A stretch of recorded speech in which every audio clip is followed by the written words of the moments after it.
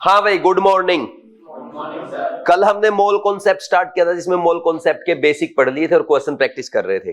Formula आपको सबको याद होगा, नंबर ऑफ मोल्स कैसे कैलकुलेट करते हैं, weight divide by molar mass. या तो ये फॉर्मूला अप्लाई कर सकते हैं अगर वेट गिवन है, लेकिन ध्यान क्या रखना है, वेट किस में अप्लाई रखेंगे, ग्राम्स में रखना है, ठीक। और नंबर ऑफ पार्टिकल्स अगर गिवन है उसको किससे डिवाइड करेंगे, Na से। और अगर आपको volume of gas at STP in litres given है तो वॉल्यूम ऑफ गैस को क्या कर देंगे, 22.4 से डिवाइड कर देंगे। ध्यान रखना है फॉर्मूला किसके लिए है, गैस के लिए। लास्ट में आपने क्वेश्चन रॉन्ग किया था, तो ऐसा क्वेश्चन मिस्टेक नहीं करना है। आज भी करवाऊं क्या एक आध ऐसा? चलो ठीक है, देखते हैं। करूं फिर स्टार्ट? रिवाइज हो गया कल क्या पढ़ा था अपने ने? अब क्वेश्चन स्टार्ट करो सीधा।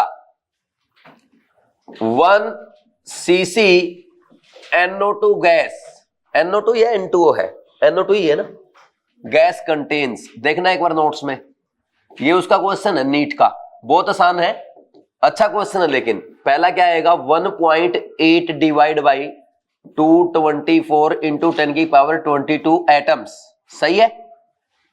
दूसरा ऑप्शन है आपका 6.022 इंटू 10 की पावर 23 डिवाइड बाई 22400 मॉलिक्यूल्स।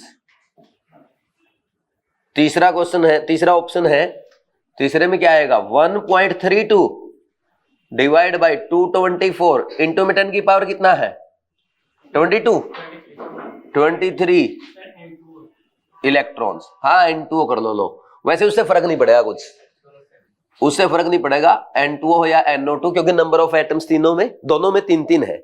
समझे कि नहीं समझे? ये क्वेश्चन है भाई। देखो, जब भी कोई क्वेश्चन सोल्व करते हैं, मैंने आपको सबसे पहले ये बोला, चाहे कुछ भी दे रखा आपको और कुछ भी पूछा है, पहले क्या कैलकुलेट करोगे, मोल कैलकुलेट करोगे। हमेशा पहले मोल कैलकुलेट करना है। जब आप क्वेश्चन केमिस्ट्री में मोल से सोल्व करोगे, कभी भी गलत नहीं होगा। केमिस्ट्री में फिजिकल का न्यूमेरिकल दो चीजों से सोल्व करते हैं, एक तो मोल से और दूसरा इक्विवेलेंट, या जिसको आप ग्राम इक्विवेलेंट भी कहते हैं। वो अभी आपने पढ़ा नहीं है, अभी जब तक मोल पढ़ा है तो सिर्फ और सिर्फ मोल से करोगे। कोई मास में क्वेश्चन सोल्व नहीं करेगा, कोई वॉल्यूम में क्वेश्चन सोल्व नहीं करेगा। समझे कि नहीं समझे? ये प्रिंसिपल फॉलो कर दो, कभी भी क्वेश्चन गलत नहीं होगा, ठीक। करूं फिर स्टार्ट? मैं समझाऊं पहला क्वेश्चन, आप ट्राई करोगे। हो भी गया, फर्स्ट आंसर आ गया। अरे सारे सही है, ध्यान से देखो। अरे यार, ध्यान से देखो एक बार, नहीं हुआ।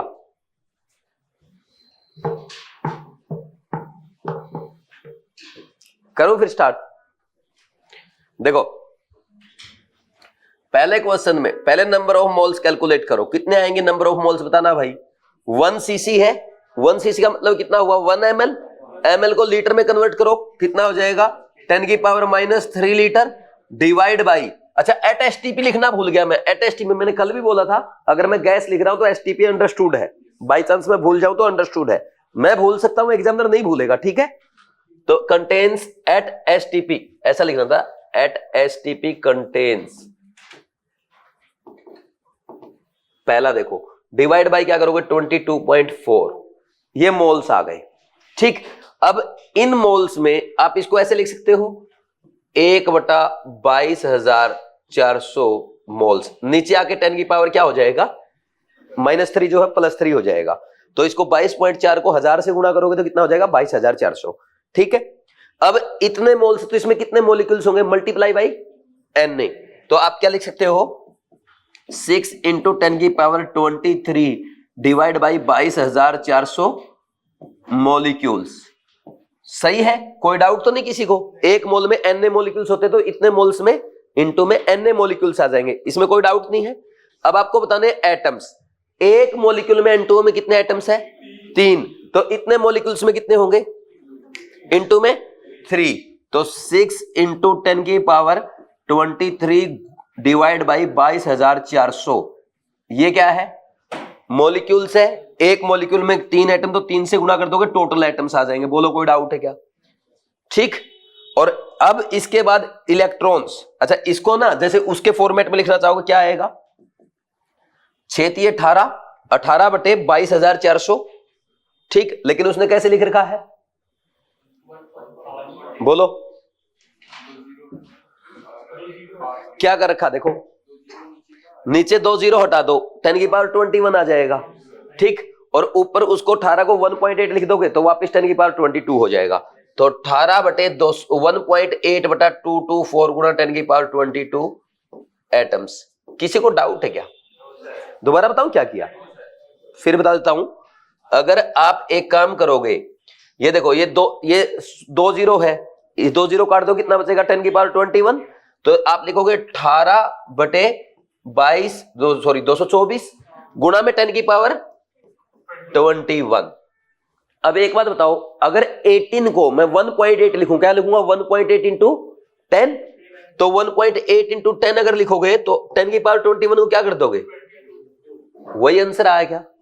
और पहला और दूसरा सही है, तीसरा अपने आप सही होगा। तीसरा चेक नहीं करते, तीसरा क्यों चेक करना भाई, दिमाग स्मार्टली काम करना है, क्वेश्चन जल्दी सोल्व करना है। अगर आपने कॉन्फिडेंस से पहला और दूसरा सही कर दिया, तीसरा अपने आप सही है, फिर भी पेपर में डाउट आता है तो सोल्व करके देख सकते हो। करें ट्राई।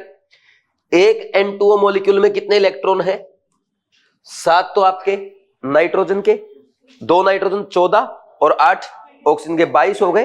तो 22 को किससे मल्टीप्लाई करोगे, ये मॉलिक्यूल्स हैं, इससे मल्टीप्लाई करो, क्या लिख सकते हैं बोलो, 22 चिका 22 6 जा, पहाड़े नहीं आते भाई, 132। तो 132 डिवाइड बाई कितना, मॉलिक्यूल्स कहां गए, ये रे 22,400 गुणा में 10⁻23 इलेक्ट्रॉन्स, ये लिख सकते हैं। लेकिन उसने इस फॉर्मेट में नहीं लिखा, इस फॉर्मेट में लिखा है। तो आप एक काम करो, ये 2 0 हटा दो, यहां पे ऐसे लिख दो, हो गया सही। समझे कि नहीं समझे, बोलो कोई डाउट है क्या? कर लोगे, सही लिखा ना मैंने, सही काट दिया ना। अरे बटे में 100 तो है, 132/100, 1.32 लिखोगे। फास्ट तो नहीं पढ़ा रहा हूं, क्योंकि मेरी आदत थोड़ी सी ना फास्ट करने की कैलकुलेशन, कहीं किसी को लगे कि सर ने कर दिया काम, ऐसा तो नहीं हो रहा ना किसी के साथ। चलो एक क्वेश्चन हो गया, ये किस किस का सही था, ईमानदारी से बताना। हो गया था सही, वेरी गुड, अच्छा क्वेश्चन है। अगर पेपर में ऐसा क्वेश्चन आता ना, उसको कभी भी पहले अटेम्प्ट में मत करना, क्योंकि पहले अटेम्प्ट में करोगे ना कम से कम 3 मिनट खाएगा, 3 मिनट। और जिस बच्चे ने एक क्वेश्चन में 3 मिनट वेस्ट कर दी, और ऐसे अगर 10 क्वेश्चन टकर गए, 10 क्वेश्चन में कितना मिनट वेस्ट कर दिया, 30 मिनट, गारंटी है सिलेक्शन नहीं होगा। लिख लो आज ये बात, यही चीजें सिखाऊंगा मैं आपको। अगर किसी बच्चे ने एक क्वेश्चन में 3 मिनट वेस्ट कर दी और ऐसे 10 क्वेश्चन पेपर में टकर गए 180 में से, तो कितनी मिनट वेस्ट हो जाएगी, 30 मिनट वेस्ट हो गई। जिस बच्चे ने 10 क्वेश्चन किए और सिर्फ 10 क्वेश्चन में 30 मिनट लगा दिया, क्या उसका सिलेक्शन होगा? नहीं होगा। इसलिए मैं आपको सिखाता हूं कि आप ऐसे क्वेश्चंस को कभी भी पहले और दूसरे अटेम्प्ट में ना करें। पहले अटेम्प्ट में हम सिर्फ वो क्वेश्चन करेंगे एग्जाम में जो देखते ही सोल्व हो जाए, जिसमें अपने को पेन उठाना भी ना पड़े। दूसरे अटेम्प्ट में वो क्वेश्चन करेंगे जो हमें आते हैं, लेकिन हमें श्योर है एक विदिन 60 सेकंड ये क्वेश्चन मेरा सोल्व हो जाएगा। किसी भी क्वेश्चन में आपको हिंट मिल जाता है 1 मिनट से ज्यादा लगेगा, तो उसको थर्ड अटेम्प्ट में करेंगे। अब आप बोलेंगे सर ये आइडिया कैसे आएगा, किस कोई क्वेश्चन जल्दी कब होगा, 1 मिनट में कब होगा, 1 मिनट से ज्यादा टाइम कब लगेगा? ये आइडिया आएगा जब आप मॉक टेस्ट वैसे ही प्रैक्टिस करोगे जैसा मैं बोल रहा हूं, समझे? तो ये आपको नोट करनी है बातें, फिजिक्स के लिए भी, केमिस्ट्री के लिए भी, बायो के लिए भी। समझे कि नहीं समझे? ये पॉइंट नोट करने का था, नोट कर लेना अपनी लैंग्वेज में। नेक्स्ट क्वेश्चन करें। If density of an unknown gas at STP is 1.96 gram per liter, then unknown gas is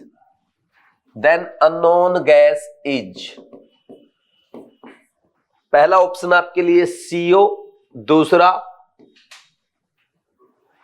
NO2, तीसरा CO2, चौथा O2। और इसका आंसर ऑल था, इसका आंसर है ना, ऑल मैंने लिखा ही नहीं था, फोर्थ आंसर था इसका, वो तो अंडरस्टूड है। ठीक है,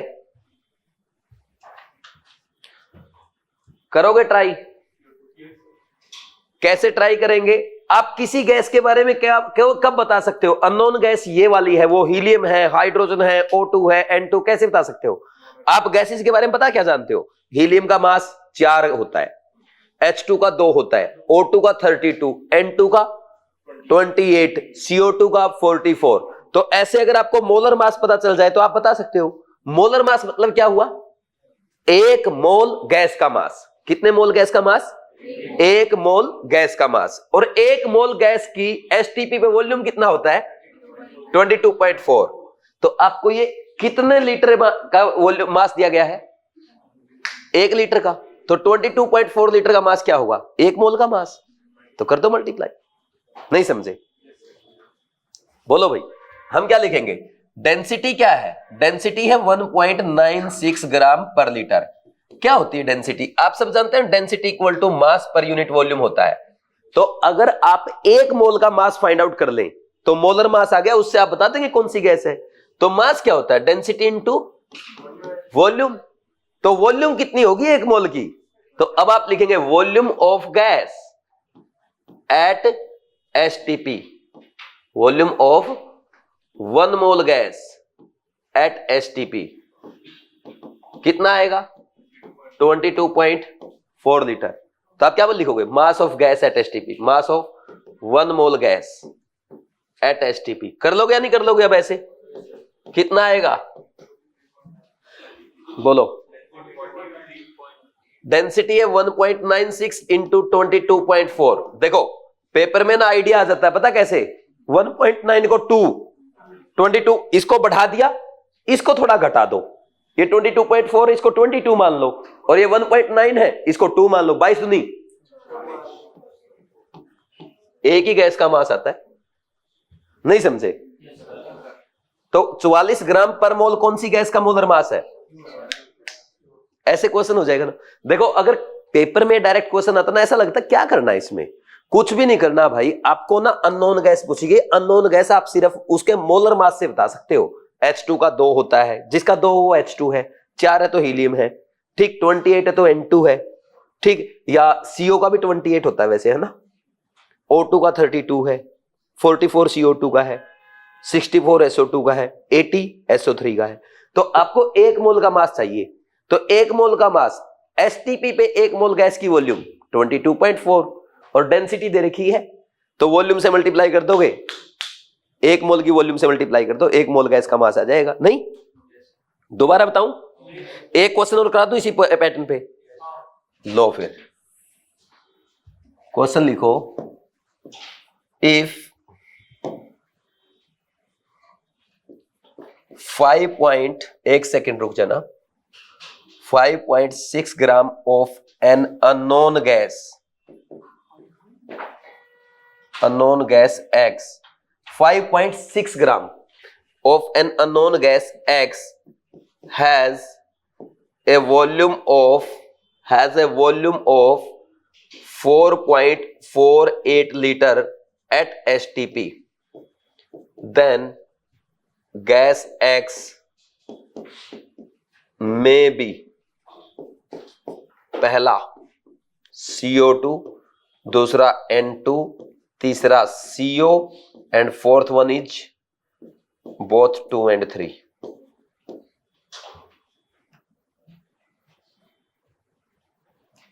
एक गैस है X जिसका 5.6 ग्राम का वॉल्यूम STP पे कितना है? 4.48 लीटर है। तो बताओ वो गैस कौन सी है?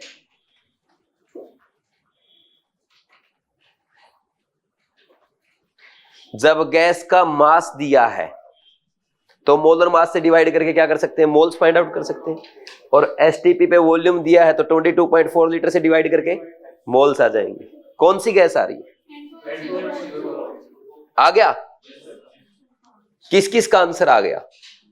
अब किसको बिल्कुल भी समझ में नहीं आया, फिर मैं उसको बिल्कुल 0 से बढ़ाऊंगा। मतलब जिसको आइडिया ही नहीं आ रहा, बोलो कोई है ऐसा?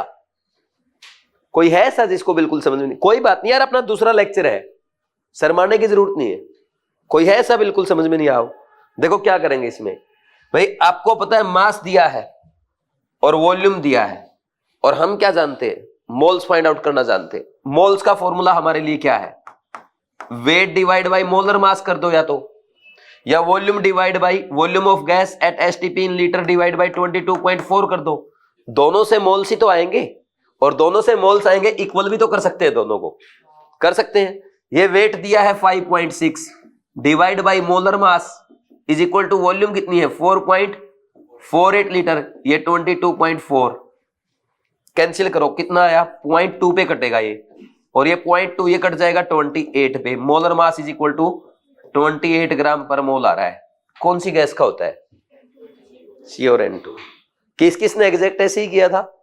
Very good. ये ऐसे इजी क्वेश्चन कई बार एग्जाम में बीच में फंसे मिलते हैं, है तो बहुत इजी, लेकिन दिमाग पेपर में दिमाग में आइडिया ही नहीं आता है। समझे कि नहीं समझे? लिखो जल्दी से। एक जेईई मेन पैटर्न का क्वेश्चन करते हैं, करें स्टार्ट। अब देखो भाई, एक क्वेश्चन लिखो, if 0.56% gas X is present in a mixture of gases, then find number of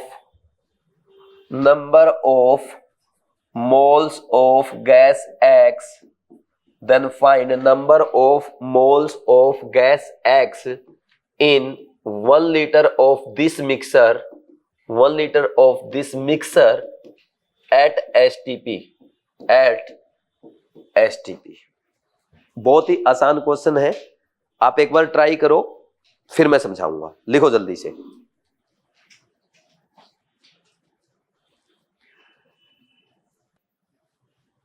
लिख लिया? मैंने कल भी आपको यही बोला था कि पहले 4 चैप्टर जो है, mole concept, atomic structure, periodic table, chemical bonding, इन 4 चैप्टर में 18-20 जितने भी लेक्चर लगेंगे, 1-2 एक्स्ट्रा भी लगेगा वो भी लगाएंगे, लेकिन नोट कर लो मिनिमम 13 से 14 क्वेश्चन आपके नोट से आएंगे एज इट इज। हो सकता है 15-16 भी आ जाए, ठीक, क्योंकि इसमें हम बहुत डिटेल में पढ़ेंगे। ठीक, करूं स्टार्ट? इसका मतलब ये नहीं कि क्रैश कोर्स है तो उड़ाना नहीं है, सब कुछ करेंगे अच्छे से। करें स्टार्ट।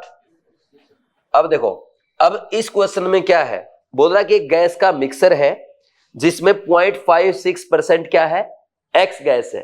ठीक, तो उसका अगर 1 लीटर मिक्सर ले लिया जाए, बताओ उसमें एक्स के कितने मोल्स होंगे?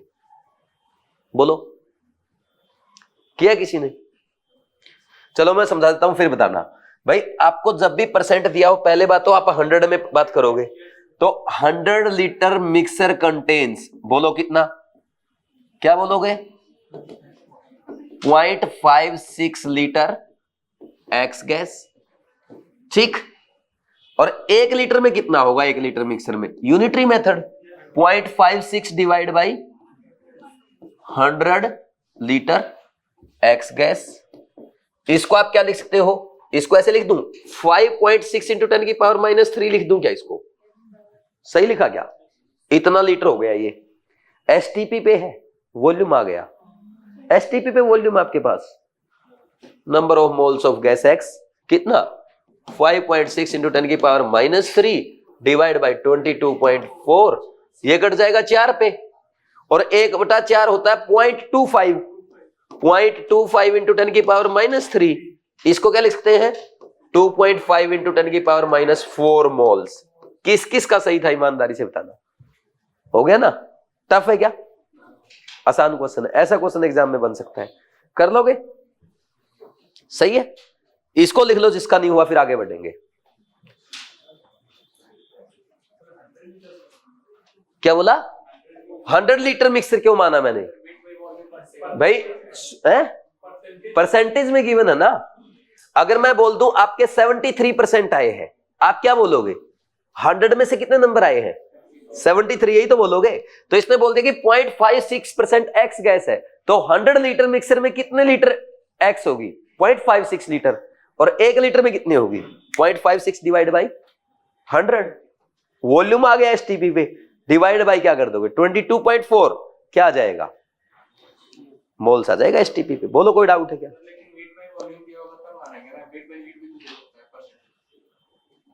भाई ये बात इसने बहुत अच्छी बोली है, लेकिन ये आपको जब मैं वो परसेंटेज कंपोजिशन पढ़ाऊंगा ना तब समझ में आएगी। वो ये बोल रहा सर ये वेट बाय वेट परसेंट है या वेट बाय वॉल्यूम परसेंट है या वॉल्यूम बाय वॉल्यूम परसेंट है, हमें कैसे पता चलेगा? वो क्वेश्चन से हिंट मिलता है। जब वो क्वेश्चन में परसेंट देके हिंट नहीं दे रहा है और वॉल्यूम की बात कर रहा है, इसका मतलब वॉल्यूम बाय वॉल्यूम परसेंट की बात कर रहा है। समझे कि नहीं समझे? कोई डाउट नहीं है ना? नेक्स्ट देखो, आगे बढ़ जाऊं।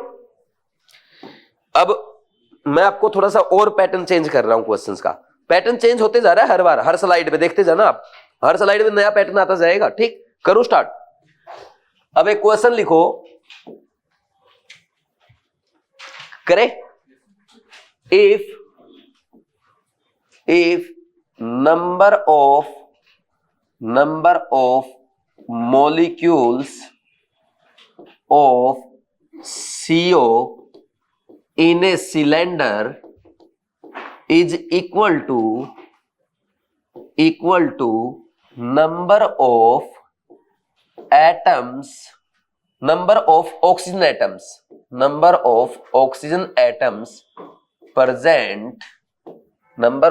oxygen atoms present in 8.8 gram CO2, then find mass and volume of CO at STP। Question समझ में आया? आप ट्राई करोगे या मैं समझाऊं? ट्राई करोगे? चलो कर लो। वैसे तो मुझे एक क्वेश्चन और लिखना था, फिर एक साथ दो ट्राई कर लेते। चलो आप इसको ट्राई करो पहले। करे भाई स्टार्ट। अब देखो, अब कॉपी पेन रख दो, घर पे ट्राई कर लेना, क्योंकि आपको घर पे क्या करना, नोट्स पढ़ने, क्वेश्चन प्रैक्टिस करना है। और आज नोट्स में कुछ नहीं है, सिर्फ क्वेश्चन प्रैक्टिस रहेगी। ठीक, देखो सबसे पहले यहां पे एक क्वेश्चन आपने पढ़ा। अब मैं आपको ये सिखा रहा हूं कि एग्जाम में क्वेश्चन कैसे सोल्व करते हैं। क्वेश्चन आपने पढ़ा, number of molecules of CO in cylinder is equal to number of oxygen atoms present in 8.8 gram CO2। भाई CO के मॉलिक्यूल्स किसके इक्वल है? Number of oxygen atom in 8.8 gram CO2, ये गिवन है। फाइंड क्या करना है? Mass and volume of CO at STP। आप CO का मास और वॉल्यूम कैसे फाइंड आउट कर सकते हो? जब आपके पास नंबर ऑफ मोल्स हो गए। अब मास और वॉल्यूम तो उसने पूछ लिया। आपके पास तीन फॉर्मूले होते हैं नंबर ऑफ मोल्स के। एक तो weight divide by molar mass, वो उसने पूछ रखा है। एक होता है volume of gas at STP divide by 22.4, वो भी उसने पूछ रखा। तीसरा फॉर्मूला कौन सा बचा? Number of molecules divide by Na। Number of molecules आपके पास है क्या? है। यहां से फाइंड आउट करना पड़ेगा। कैसे? भाई वो बोल रहा CO के मॉलिक्यूल्स किसके इक्वल है? जितने 8.8 ग्राम CO2 में ऑक्सीजन एटम्स है। तो ऑक्सीजन एटम फाइंड आउट करो सबसे पहले CO2 में। तो कैसे करेंगे? Number of moles of CO2 करो। क्या लिखोगे? 8.8 डिवाइड बाय इसका मोलर मास। कितना आया? 0.2 मोल आ गया। 0.2 मोल का मतलब क्या है? 0.2 NaCO2 molecules. 0.2 NaCO2 molecules. CO2 के एक मॉलिक्यूल में कितने ऑक्सीजन एटम्स हैं? 2। तो 0.2 Na में कितने हो जाएंगे? 0.4 Na ऑक्सीजन एटम हुए कि नहीं हुए? अब आपको क्वेश्चंस में क्या बोला गया है? बोला कि जितने ऑक्सीजन एटम है ना उतने ही CO के मॉलिक्यूल्स है। तो आप क्या लिखोगे? नंबर ऑफ CO मॉलिक्यूल्स किसके इक्वल आ गया? Number of oxygen atom in CO2 कितने हैं? 0.4 Na। हो गया क्वेश्चन में क्या? नंबर ऑफ CO मॉलिक्यूल कितने आएंगे? Number of molecules of CO divide by Na। कितने मोल्स आ गए? 0.4 मोल। 0.4 मोल का मास ऑफ CO कितना? 4.4 मल्टीप्लाई बाई 28, 2800 का 112 होता है क्या? सही लिखा क्या? 28 दूनी 56, 56 दूनी 112, मेरे को ऐसे याद रहता है। ठीक, नेक्स्ट वॉल्यूम ऑफ CO कितना है? 0.4 इंटू 22.4 लीटर एट STP। कर लोगे? किसने ऐसे ही किया था? ठीक है ना? दोबारा समझाऊं? किसी को नहीं समझ में आया दोबारा रिपीट करूं? यस या नो बोलो। Very good. अब एक काम करना, इसको भले ही फिर लिख लेना, एक बार मैं क्वेश्चन लिखवा दूं तब तक दूसरे ट्राई भी कर लेंगे, ठीक? लिख दे एक क्वेश्चन और, अगर आप लिख रहे हो तो लिख लो, तब तक मैं क्वेश्चन लिख रहा हूं एक और। जिसने कर लिया दूसरा क्वेश्चन मेरे साथ स्टार्ट करो। इफ थोड़ा टफ कर दूंगा क्वेश्चन को, कर दूं? अगर ये क्वेश्चन आसान लगाओ थोड़ा सा लेवल बढ़ा दूं। If number of oxygen atoms in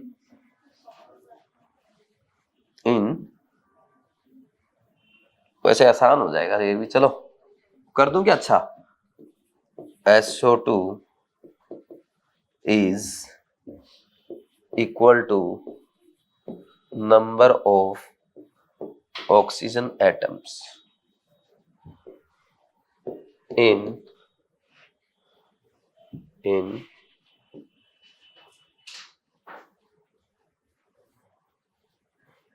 160 gram SO3, then find mass and volume of SO2 at STP. Volume of SO2 at STP. मैंने क्वेश्चन टफ नहीं किया, 2 स्टेप बढ़ा दिए, सिर्फ 2 स्टेप बढ़ाए। टफ नहीं, क्वेश्चन एग्जैक्ट वैसा ही है। करोगे ट्राई? जल्दी ट्राई करो।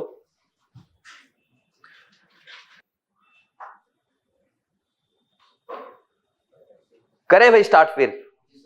अब देखो इस क्वेश्चन में क्या है, फिर से वही क्वेश्चन है। If number of oxygen atom in SO2 is equal to number of oxygen atom in 160 gram SO3। ये अपने को गिवन है। फाइंड क्या करना है? Mass and volume of SO2 at STP।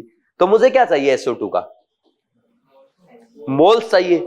अब मोल्स या तो आप मास से फाइंड आउट करते हो या वॉल्यूम से, ये दोनों पूछा है। तीसरा किससे फाइंड आउट करते हैं? नंबर ऑफ मॉलिक्यूल से। इस बार नंबर ऑफ मॉलिक्यूल नहीं दिया, SO2 में ऑक्सीजन के एटम दिया है। अगर हमें ऑक्सीजन के एटम पता चल गए तो हम SO2 के मॉलिक्यूल भी बता सकते हैं। कैसे भाई? SO2 के दो एटम प्रेजेंट है एक मॉलिक्यूल में, एक प्रेजेंट होगा इतने में, और टोटल एटम कितने में वो फाइंड आउट कर लोगे। उससे मॉलिक्यूल्स आ जाएंगे, उससे मोल्स आ जाएंगे। कैसे करें? सबसे पहले देखो गिवन क्या है, SO3 का मास गिवन है। तो SO3 का मास गिवन, तो number of moles of SO3 160/80 कितना आया? 2 मोल्स आए ना। अब 2 मोल्स यानी 2Na-SO3 मॉलिक्यूल्स और 2Na-SO3 मॉलिक्यूल्स। एक मॉलिक्यूल में कितने ऑक्सीजन एटम है? 3। तो 2Na में कितने हो जाएंगे? 6Na oxygen atom. इसमें किसी को कोई डाउट तो नहीं? मैं फास्ट लिख रहा हूं ऐसा तो लग रहा। तो आपका इसका मतलब क्या हुआ? जितने ऑक्सीजन एटम SO3 में उतने ही किसमें है? SO2 के सैंपल में है। तो आप क्या लिखोगे यहां पे? Number of oxygen atoms in SO2 sample कितने हैं भाई? 6Na। अब कुछ बच्चे पता क्या करते हैं? बोला सर 6Na आ गया डिवाइड बाई Na, 6 मोल आ गए। नहीं, SO2 में ऑक्सीजन एटम है, ये SO2 मॉलिक्यूल नहीं है। क्योंकि जो आपकी SO2 गैस होगी ना, उसमें ऐसे SO2 ये 1 2 3 4 ये मॉलिक्यूल्स है। अब ये मॉलिक्यूल तो 4 हैं, लेकिन एटम कितने ऑक्सीजन के? 8। तो ऑक्सीजन एटम के नंबर से डिवाइड नहीं करता, SO2 मॉलिक्यूल्स को Na से डिवाइड करेंगे। समझे कि नहीं समझे? तो अगर आपको ऑक्सीजन एटम पता है टोटल, उससे आप मॉलिक्यूल्स निकाल सकते हो। कैसे? Unitary method. 2 oxygen atoms are present in किसमें? 1 SO2 मॉलिक्यूल, ठीक। और 1 ऑक्सीजन एटम किसमें प्रेजेंट होगा? 1/2 SO2 मॉलिक्यूल में। और कितने एटम? 6Na ऑक्सीजन एटम किसमें प्रेजेंट होंगे? 1/2 × 6Na equal to 3Na SO2 molecules. अब आपके पास SO2 मॉलिक्यूल्स की संख्या आ गई। तो number of moles of SO3 बताओ। 3Na divide by 3 is equal to, sorry divide by Na कितना आया? 3 मोल्स। और 3 मोल्स का मतलब क्या? कितना मास बोलो? 3 मोल्स का मतलब है 3 × 64 ग्राम SO2 या 3 × 22.4 लीटर SO2। कर लोगे या नहीं कर लोगे? मोल्स आने के बाद तो मैं टाइम पास कर रहा हूं, ठीक। दोबारा बताऊं, सबको समझ में आ गया? ठीक। ये थोड़ा सा अच्छा पैटर्न है और आज तक एग्जाम में आया नहीं, इसलिए अलग सा पैटर्न मैंने करवा दिया। 2 ही क्वेश्चन काफी है, क्योंकि आज तक आया तो है नहीं। फिर भी बाई चांस अगर एग्जामिनर पूछे आप कर पाओगे, और दोनों अच्छे लेवल को सीधा ही अच्छा लेवल उठाया है। ठीक है, करो जल्दी से।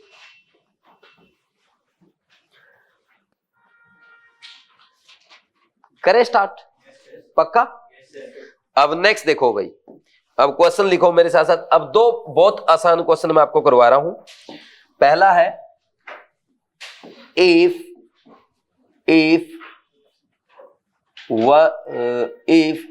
number of moles of helium, O2 and SO3 are number of moles of helium, O2 and SO3 given are 1, 2 and 4 respectively, then find ratio of their पहला ऑप्शन आपका पहला रेशियो ऑफ दियर मास। ठीक, मास का रेशियो क्या आएगा, दूसरा molecules का ratio क्या आएगा, तीसरा एटम्स का रेशियो क्या आएगा, और चौथा वॉल्यूम एट एसटीपी, इसका रेशियो क्या आएगा। कर लोगे फाइंड आउट? इससे आसान क्वेश्चन नहीं हो सकता। क्यों? और देखो एग्जामिनर एक ऐसे देता है तो मैंने 4 ऑप्शन बना दिए, 4 क्वेश्चन हो गए एक ही क्वेश्चन में, समझे ना? समझते जाओ चीजों को, है ना? एक क्वेश्चन और लिख रहा हूं,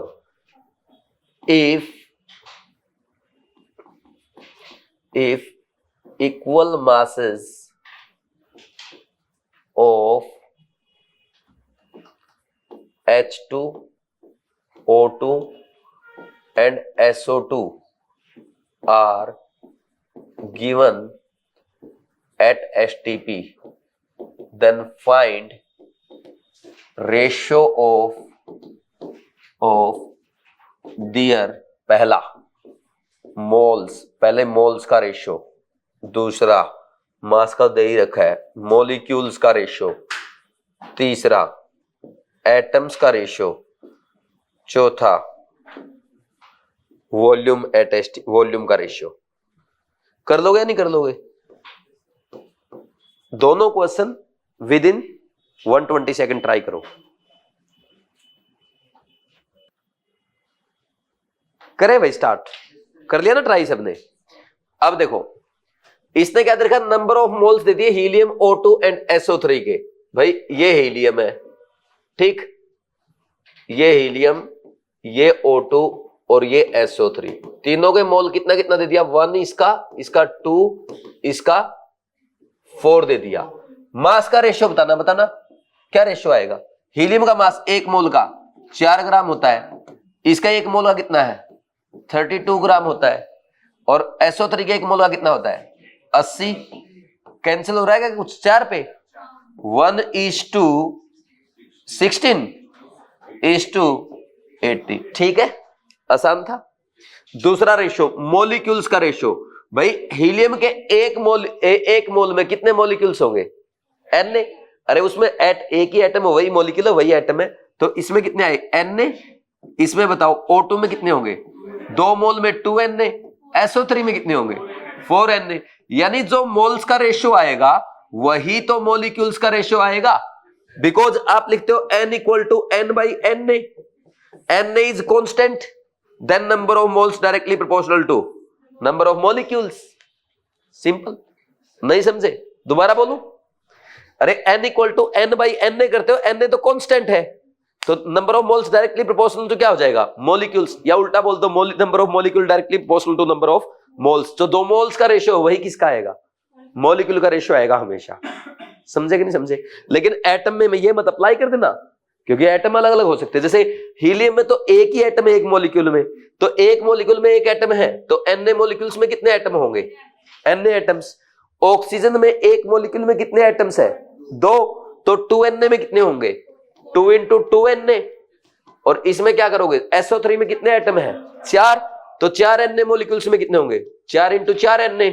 अब Na को कैंसिल कर दो, 1:4:16 है, वेरी इजी। ठीक, next volume at STP. Volume क्या करते हो आप? अरे volume at STP directly proportional to number of moles होती है, वही रेशियो आएगा जो मोल्स का है। और नहीं फिर भी करना सर, हीलियम का 1 मोल का वॉल्यूम कितना आएगा? 22.4 लीटर आएगा एसटीपी पे। इसका कितना आएगा भाई? 2 इंटू 22.4 लीटर। इसका कितना आएगा भाई? 4 इंटू 22.4। तो 22 हर जगह कैंसिल हो गया, क्या रेशियो आया? वही तो आ गया जो मोल्स का है। किस किस का ठीक था ये? किसी कोई ऐसा जिसको भी समझ में नहीं आया हो? कर लोगे? नेक्स्ट ये वाला क्वेश्चन, इस पे आ जाओ। फास्ट तो है नहीं है? अब इस पे आ जाओ। इसमें क्या बोल रहा है? इक्वल मासेस दे रखे H2O2 और SO2 के। बच्चों की आदत पता क्या होती है? वही छोटे बच्चों की तरह इक्वल मासेस दे रखे, let mass of each gas is M, W, mass of each gas is X। अरे क्यों WM मानना? 1 मानो ना, 1 ग्राम मान लो सबका, जल्दी फास्ट सोल्व होगा। H2 is to O2 is to SO2, 1 gram 1 gram 1 gram. Equal बोला ना, मेरी मर्जी, मैं तो 100 ग्राम मानूंगा, मैं W क्यों लिखूं? मैं तो 1 ग्राम मानूंगा, मेरी मर्जी ना। इक्वल दे, तूने इक्वल दे दिया, मेरा मन करे जो मानूंगा। समझे कि नहीं समझे? तो अब मोल्स का रेशियो बताओ। मोल्स का रेशियो क्या आएगा? Weight divide by molar mass 1/2 is to 1/32 is to 1/64। LCM क्या आया? 64 आया ना। तो 64 एलसीएम आया, तो देखो 32 is to 2 is to 1, ये रेशियो आया। जो मोल्स का रेशियो आएगा वही मॉलिक्यूल्स का रेशियो आएगा। तो number of moles directly proportional two molecules है, तो 32, या ऐसे लिख दो आप, यही मान लो ना, ये 32 Na है, ये 32 मोल्स, ये 2 मोल्स, ये 1 मोल, ऐसे मान लो। तो 32 Na ऐसे लिख दोगे, is to 2 Na is to 1 Na ऐसे लिख दोगे। Na कैंसिल, फिर बात तो वही आनी है आपको वापिस। नहीं समझे? अब नेक्स्ट देखो, एटम्स का रेशियो। H2 में 1 में कितने एटम? 1 मॉलिक्यूल में 2, तो 32 Na में कितने होंगे? 2 इंटू 32 Na। कोई ये तो नहीं सोच रहा सर 1 ग्राम में 32 Na मॉलिक्यूल्स कैसे हो गए? अरे मैं रेशियो ले रहा हूं सोल्व करने के लिए, समझे ना? तो इसका कितना मानोगे? 2 इंटू 32, इसमें भी 2 होते हैं, 2 इंटू 2 Na इज टू, इसका 1 है तो 3 इंटू 1 Na कैंसिल हो गया सब जगह से। कितना है? 64 इज टू 4 इज टू 3। सही है? वॉल्यूम का रेशियो क्या आएगा? जो मोल्स का रेशियो है वही वॉल्यूम का। लिख दूंगा सीधा बार बार यार, या समझाऊं? जो मोल्स का रेशियो वही लिख दो ना यार, क्यों चक्कर में पड़ रहे हो? अरे मोल्स का, मॉलिक्यूल्स का और वॉल्यूम का रेशियो सेम आएगा। नहीं समझे? लिखो इसको। दोनों किसके ठीक थे? वेरी गुड, लिख लिया सबने? आगे बढ़ जाए। अब नेक्स्ट और पैटर्न करो, नया पैटर्न, और पैटर्न चेंज करते हैं। क्वेश्चन लिखो, which of the following has maximum number of atoms, यानी सबसे ज्यादा एटम्स किसमें है ये बताना आपको। ठीक है, करें स्टार्ट। पहला है 56 ग्राम आयरन, और अच्छी बात बताऊं, इनके मोलर मास भी दे रखे थे ब्रैकेट में। आयरन का कितना होता है? 56 ही होता है, हाँ। और दूसरा 27 ग्राम एल्यूमिनियम, तीसरा 108 ग्राम Ag, और चौथा क्या दे रखा था? 24 ग्राम कार्बन। इसका मास 56, इसका 27, इसका 108 होता है, इसका 12 होता है। तो पहले क्या करोगे? सब में मोल्स फाइंड आउट करोगे। नंबर ऑफ मोल्स कितने आए? 56/56 1 आया, तो इसमें कितने एटम्स हो जाएंगे? Na आयरन के एटम्स, इसका 27/27 कितना आया? 1 Na एटम्स। नेक्स्ट देखो, नंबर ऑफ मोल्स कितने हैं? 108/108 equal to 1 mole, that is Na atoms. 24/12 equal to 2 mole, that is 2 Na carbon atoms. किसमें सबसे ज्यादा है? ये IIT एडवांस का क्वेश्चन है, हाँ। IIT एडवांस में भी हल्के क्वेश्चन आते हैं। अरे एग्जाम में most of the question easy आते हैं। आपका नीट एग्जाम जो होगा ना, नीट एग्जाम में आउट ऑफ 50 क्वेश्चन 47 या 48 क्वेश्चन ऐसे होंगे इस क्लास में बैठा हर बच्चा कर सकता है, यानी 180 में से 170 हर बच्चा आराम से कर सकता है। लेकिन वो 2 क्वेश्चन ऐसे पूछता और उनको ऐसी जगह रखता, वो आपको कंफ्यूज कर देते हैं, टाइम वेस्ट कर देते हैं, है ना। अगर पहले ही 2 क्वेश्चन टफ रख दिए, लेंथी रख दिए, वो आपको रिजेक्ट कर देंगे। तो आपको क्या करना है, पहले हमें कोशिश ये करनी कि 50 में से 40 अच्छे से कर लो। 5 की लड़ाई बाद में लड़ेंगे, वो तो 2 टफ दे रहा ना, हम तो 5 छोड़ के चलेंगे। यानी आप क्या टारगेट बनाते हो, 50 में से 45 करने हैं। आप पहला ही टारगेट ये बनाओगे 50 में से पहले अच्छे से 40 करने हैं। आपसे पेपर में गए 2 क्वेश्चन नहीं हुए केमिस्ट्री के, क्या बात होगी, 2 नहीं हुए, 8 और छोड़ूंगा, 2 छूटे ना, 8 और छोड़ूंगा। 10 क्वेश्चन किए फिर 2 नहीं हुए, अच्छा कोई बात नहीं, 4 ही छूटे, 6 और छोड़ूंगा। समझे कि नहीं समझे? तो इससे कॉन्फिडेंस बढ़ता है, ये स्ट्रेटजी लगानी चाहिए दिमाग में। ठीक, कर लोगे? अब नेक्स्ट देखो, अब नेक्स्ट क्या आएगा इसके बाद, एक क्वेश्चन और करते हैं, विच ऑफ द, अच्छा दूसरा पार्ट यार बार बार नहीं लिख रहा हूं, विच ऑफ द फॉलोइंग, इसमें भी मैक्सिमम एटम ही बताने हैं। ये पहला क्वेश्चन था, ये दूसरा क्वेश्चन है। ठीक, 1 ग्राम हाइड्रोजन, 1 ग्राम कार्बन, 1 ग्राम मैग्नीशियम, चौथा है 1 ग्राम नाइट्रोजन। बताओ, वही मोल्स फाइंड आउट करने। अच्छा इस बार ना एटम्स का सैंपल दे रखा है, तो एटॉमिक मास से डिवाइड करोगे। हाइड्रोजन का कितना होता है 1/1, एन हाइड्रोजन एटम आए कि नहीं आए, इसका 1/12, इसका 1/24, इसका 1/14, तो इसके 1/12 एन एटम्स और इसके, कर लोगे ऐसे, ये आ गया 1/24 एन मैग्नीशियम एटम्स, और ये क्या आ गया 1/14 एन नाइट्रोजन एटम्स। टफ है क्या, ये आ गया। मिनिमम पूछ ले तो इसमें मिनिमम किसके है 1 पॉइंट, हाँ जिसका डेनोमिनेटर ज्यादा उसकी संख्या कम हो जाती है। ठीक, तो सबसे कम तो थर्ड के, उससे ज्यादा फोर्थ के, उससे ज्यादा फर्स्ट के। तो ये चीज एग्जामिनर पहले पूछते हैं, which of the following has maximum या मिनिमम, तो बच्चा जल्दी से कर लेता है। तो एग्जामिनर को अगर क्वेश्चन लेंथी करना है तो ऑर्डर पूछ लेगा, डिक्रीजिंग या इंक्रीजिंग। समझे कि नहीं समझे? ये एग्जामिनर की अप्रोच रहती है कि क्वेश्चन को लेंथी करना है ना, ऑर्डर पूछ लो, लेंथी हो जाएगा क्वेश्चन। और बोलो नेक्स्ट क्वेश्चन करें, इसमें भी वही बताना आपको, मैक्सिमम नंबर ऑफ एटम्स किसके। अरे मैक्सिमम बता दो, मिनिमम भी बता दोगे यार। ठीक, पहला ऑप्शन है 10 ग्राम हाइड्रोजन, दूसरा ऑप्शन है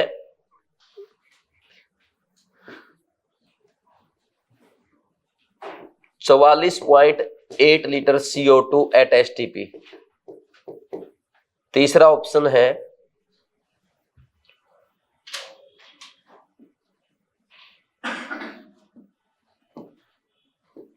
5 मोल ऑफ CO2, और चौथा ऑप्शन है 3 × 10 की पावर, नहीं 3 नहीं, 1.5 × 10 की power 24 molecules of O2। O2 की बजाय यहां लिखो आप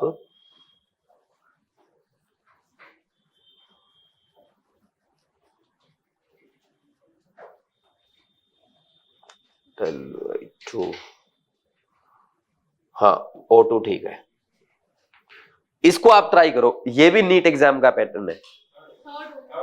आ गया थर्ड, सोच लो, फंस गए गधो। अरे भले ही 10 ग्राम है लेकिन इसके मोल तो 5 है दोस्तों, 5 मोल 5 NaH2 मॉलिक्यूल्स, और कितने एटम्स हो जाएंगे हाइड्रोजन के 10 Na हाइड्रोजन एटम्स। कर गए ना गलती, यही तो जल्दबाजी करते हो तुम पेपर में। इसके बताओ ये नंबर ऑफ मोल्स कितने आएंगे, 44.8 डिवाइड बाई 22.4 कितना आया 2 मोल, यानी 2 NaSO2 2 NaCO2 मॉलिक्यूल्स। और ये कितना आया 2 तिया 6 Na एटम्स, और इसमें 5 Na CO2 मॉलिक्यूल्स, यानी कितने आ गए 5 तिये 15 Na। सही आया भाई, मेरा ही गलत था फिर तो। ठीक, मैं जल्दबाजी कर गया फिर इस बार, चलो कोई बात नहीं। ठीक, इसमें नंबर ऑफ मॉलिक्यूल्स, और मेरे साथ भी तो कई थे, 10 की पावर 24 डिवाइड बाई 6 गुना 10 की पावर 23। यह आएगा, ये 4 पे कट गया 10/4, इसको लिख सकते हो 2.5 मोल्स, यानी 2.5 Na O2 मॉलिक्यूल्स और 5 Na ऑक्सीजन एटम्स। तो अगर आपसे ऑर्डर पूछ ले सबसे कम किसके है, फोर्थ के उससे ज्यादा, सेकंड के उससे ज्यादा, फर्स्ट और सबसे ज्यादा। अब आपसे मैक्सिमम पूछे या मिनिमम पूछे, मैंने एक ही क्वेश्चन में करा दिया। ठीक, कर लोगे ना, लिख लो जल्दी से। हो गए ना सबके, तीनों किसके ठीक थे, वेरी गुड। था ही नहीं में कुछ, ठीक क्या करोगे। नेक्स्ट, और बोल भाई तू क्वेश्चन बोल अब। Which of the following has maximum number of molecules? Maximum number of molecule. इस बार एटम नहीं पूछ रहा, ध्यान देना, पहले ही बता रहा हूं। पहला ऑप्शन क्या है 5 लीटर N2 at STP, दूसरा है 0.5 ग्राम H2 at वेट छोड़ो, तीसरा 10 ग्राम O2, 15 litre H2 at STP। लो भाई, एक क्वेश्चन तो ये, दूसरा और बोल दे। Which of the following has maximum number of water molecules? एक साथ लिख लिया करो दोनों क्वेश्चन, फिर 2 मिनट में ट्राई किया करो। Which of the following has maximum number of water molecules? पहला ऑप्शन क्या है भाई 18 ml वाटर है भाई, 0.18 ग्राम वाटर है भाई, 224 ml water vapours at STP, 10 की पावर -3 मोल वाटर। ट्राई करोगे क्या आप लोग? दोनों क्वेश्चन 2 मिनट में ट्राई करो। करो स्टार्ट। देखो टाइम बाउंडेशन इसलिए रखता हूं ताकि आपका ब्रेन तेज चलने लगे। मैं आपके ना यहाँ पे चेक नहीं कर रहा कौन क्वेश्चन कर रहा है, नहीं कौन नहीं कर रहा। इससे क्या है कि अगर आप ट्राई करोगे ना टाइम बाउंडेशन में, इससे आपकी आदत पड़ जाएगी, और अल्टीमेटली हमें टाइम बाउंडेशन में तो क्वेश्चन करना है पेपर में, बस करें। 5 लीटर इनटू STP पे, अच्छा मैक्सिमम मॉलिक्यूल्स बताने, जिसके मोल्स ज्यादा उसके मॉलिक्यूल्स ज्यादा, तो इसके करो STP पे नंबर ऑफ मोल्स 5/22.4 मोल्स, इतने अन्य मॉलिक्यूल्स हो जाएंगे ऐसे, है ना। ठीक, दूसरे में बताओ, ये 0.5 ग्राम है, 0.5 डिवाइड बाई 2, ये आ गया 1/4 मोल्स, दैट इज क्या लिखोगे 1/4 Na मॉलिक्यूल्स ऑफ H2। तीसरा बताओ, ये 10 ग्राम है, 10 डिवाइड बाई 32, इतने मोल्स आप लिख दोगे 10 डिवाइड बाई 32 Na मॉलिक्यूल्स। बात बन नहीं रही ऐसे, है ना। 15 बटे ये कितना नंबर ऑफ मोल्स, 15/22.4 मोल्स, कितने मॉलिक्यूल्स आ गए 15/22.4 Na मॉलिक्यूल्स। किसके ज्यादा आएंगे भाई, कैसे पता चलेगा 4 के, कैसे, इसको अगर डिवाइड करोगे ना कितना है ये 22/50 पे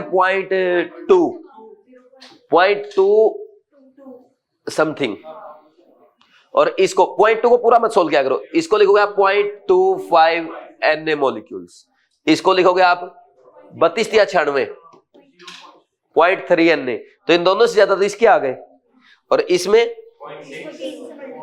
इसको 0 कर दो ऊपर और 22 छिका 132 इतने अन्य मॉलिक्यूल। किसके याद आए सबसे? किस किस का सही था?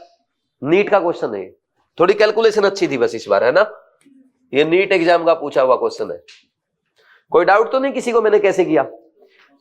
कई बच्चे पता क्या करते हैं, सोल्व करते टाइम 5 बटे ऐसे करेंगे, ऐसे 5 भाग में 22.4, एक 0 लेके आएंगे और फिर इसकी 0 यहां हटाएंगे और फिर इसको भाग देंगे ऐसे 0 पॉइंट, फिर लिखेंगे 22 दूनी, फिर इसको पूरा लिखेंगे, ये 48, 448 बच गया 52, फिर एक 0 और लेके आएंगे, फिर ये 2 पे, अरे इतना नहीं करना, आप पहले तक ही रखो ना यार, आपको पता है 2 पे जा रहा है, 2 तक ही रखो पहले से। आपको 0.2, 0.2, 0.3 यही चेक करो ना, आप नेक्स्ट डिजिट पे क्यों जा रहे हो? यही तो स्मार्टनेस है, यही आपको सीखनी है। नहीं समझे? Which of the following has maximum number of water molecules? First आ गया। फर्स्ट किस किस का आ गया? Very good. ये नीट 2022 का क्वेश्चन है। 2022 का है ना या 1 का है? नहीं लिख रखा, चल कोई बात नहीं। नीट 2022 या 2021 का है। इसमें देखो क्या करना, 18 ml यानी 18 ml, कल बताया था वाटर की डेंसिटी याद रखना 1 ग्राम पर ml होती है, 18 ग्राम हो गया। तो अब मोल्स कितने आया? 18 बटे 18, 1 मोल आ गया, यानी Na मोलिक्यूल्स आ गए वाटर के। ठीक, दूसरे में बताओ। अरे दूसरे में तो और कम आएंगे, 0.18 डिवाइड बाई 18, 0.01 मोल, यानी 0.01 Na मोलिक्यूल्स आए इसमें। इसमें चेक करो, ये 222 ml water vapour set STP, इस बार वाटर वेपर दिया है, यानी वो फॉर्मूला अप्लाई होगा। कौन सा? वॉल्यूम वाला। तो number of moles 22, 24 divide by 22.4 गुना में 10 की पावर -3, कितना आया इसमें भी? 0.01 मोल आया क्या? Which is equal to 0.01 Na molecules. ये कितना है? अरे 0.001 Na मोलिक्यूल्स। सबसे ज्यादा किसमें आए? पहले। दोनों क्वेश्चन किसके ठीक थे? Very good. फास्ट लिख लो जिसका नहीं हुआ, और लिख लिया तो आगे बढ़ जाएंगे। आगे बढ़ जाए। नेक्स्ट देखो भाई, और क्वेश्चन बोल भाई। जेई मेंस का कौन सा नीट का? जेई मेन है number of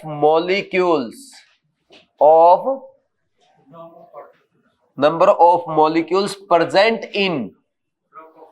in drop of water. Bracket में वॉल्यूम दे रखा है, वॉल्यूम कितना दिया है? 0.0018 ml। हाँ, इज, बस यही क्वेश्चन है। बड़ा टफ क्वेश्चन है। बोलना पहला ऑप्शन। 6.022 into 10 की पावर। अरे 6 into 10 की पावर बोल दो। 1.08। अरे 6.6 into 10 की पावर 19। दूसरा 1.048 into 10 power 18। मेरे को दे यार, कहाँ है? 1.048 यार, ऐसे में 10 की पावर 20, 10 की पावर 18। तीसरा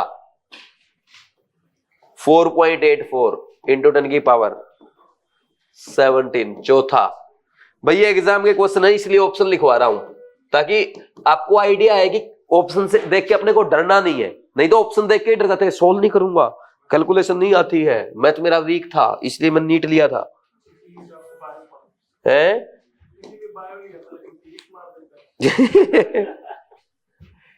नहीं, अगर थोड़ा ध्यान से देखो ना, फिजिकल में भी ठीक ठाक क्वेश्चन आते हैं कि तो क्योंकि फिजिकल वाले तुमने फील नहीं किया अभी, वो फिजिक्स से भी ज्यादा मारते हैं।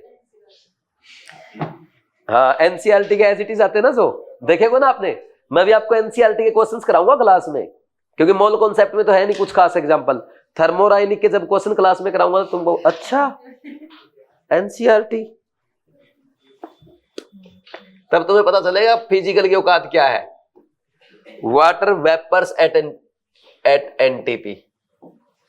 When 22.4 liter water vapors at NTP is condensed,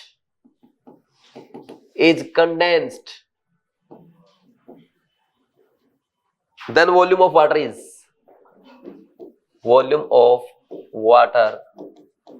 is पहला option 18 litre 1 litre 18 ml 1 ml 18 litre 1 litre 1 ml 18 ml। लो भाई जल्दी से ट्राई कर दो।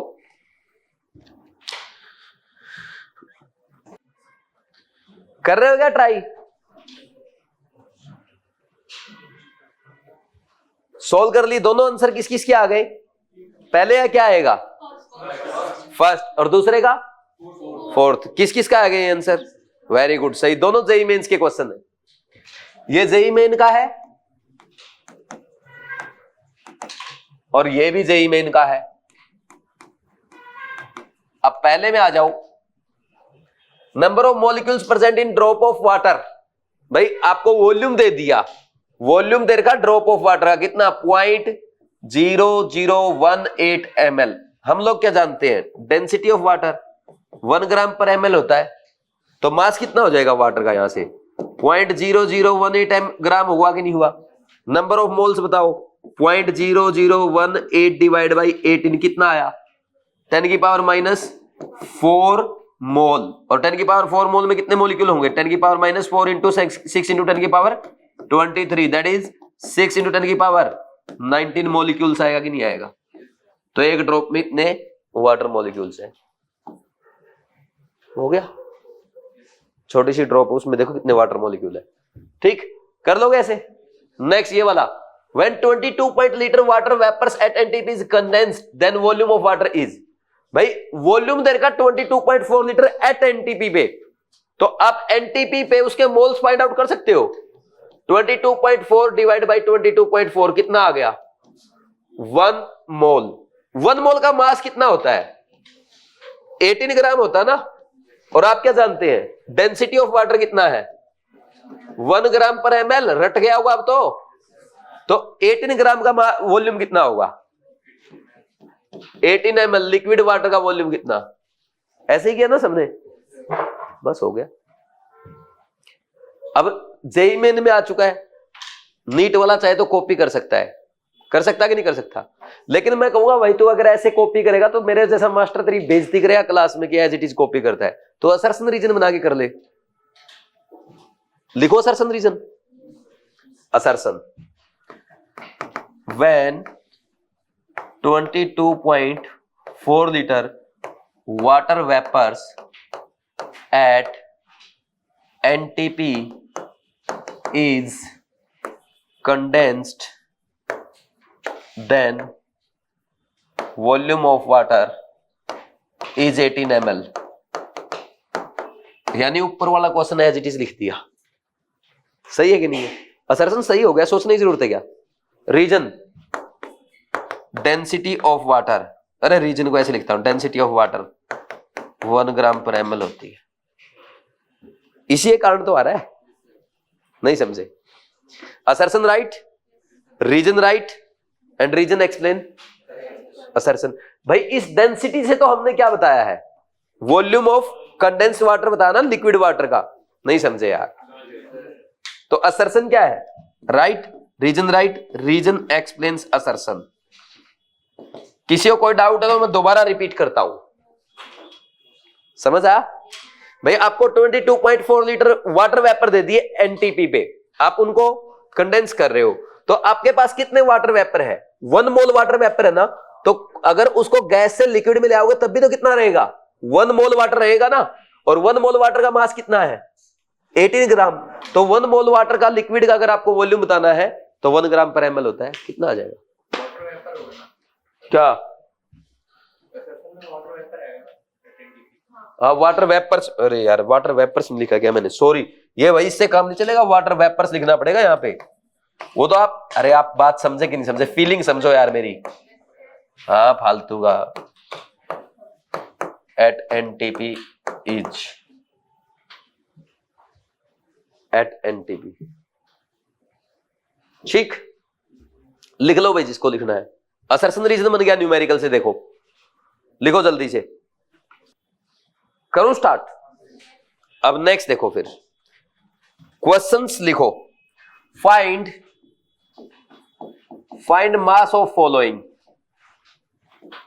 Mass of following. पहला है 1 एटम ऑफ कार्बन, ठीक। दूसरा है 100 atoms of helium, 100 atoms of helium. तीसरा है 1 मॉलिक्यूल ऑफ H2, चौथा है 50 molecules of CO2 and fifth one is 1 molecule of C60H122। आप ट्राई करोगे या मैं बता दूं? मैं आपको अप्रोच सिखाऊं पहले। बहुत सारे बच्चे पता क्या दिमाग लगाने लग जाते हैं, 1 मॉलिक्यूल 1 एटम AMU में करते हो ना आप ऐसे। कार्बन के 1 एटम का मास तो 12 AMU होता है। 1 AMU is equal to 1.66056 into 10⁻⁻24 होता है, ऐसे करते हो ना।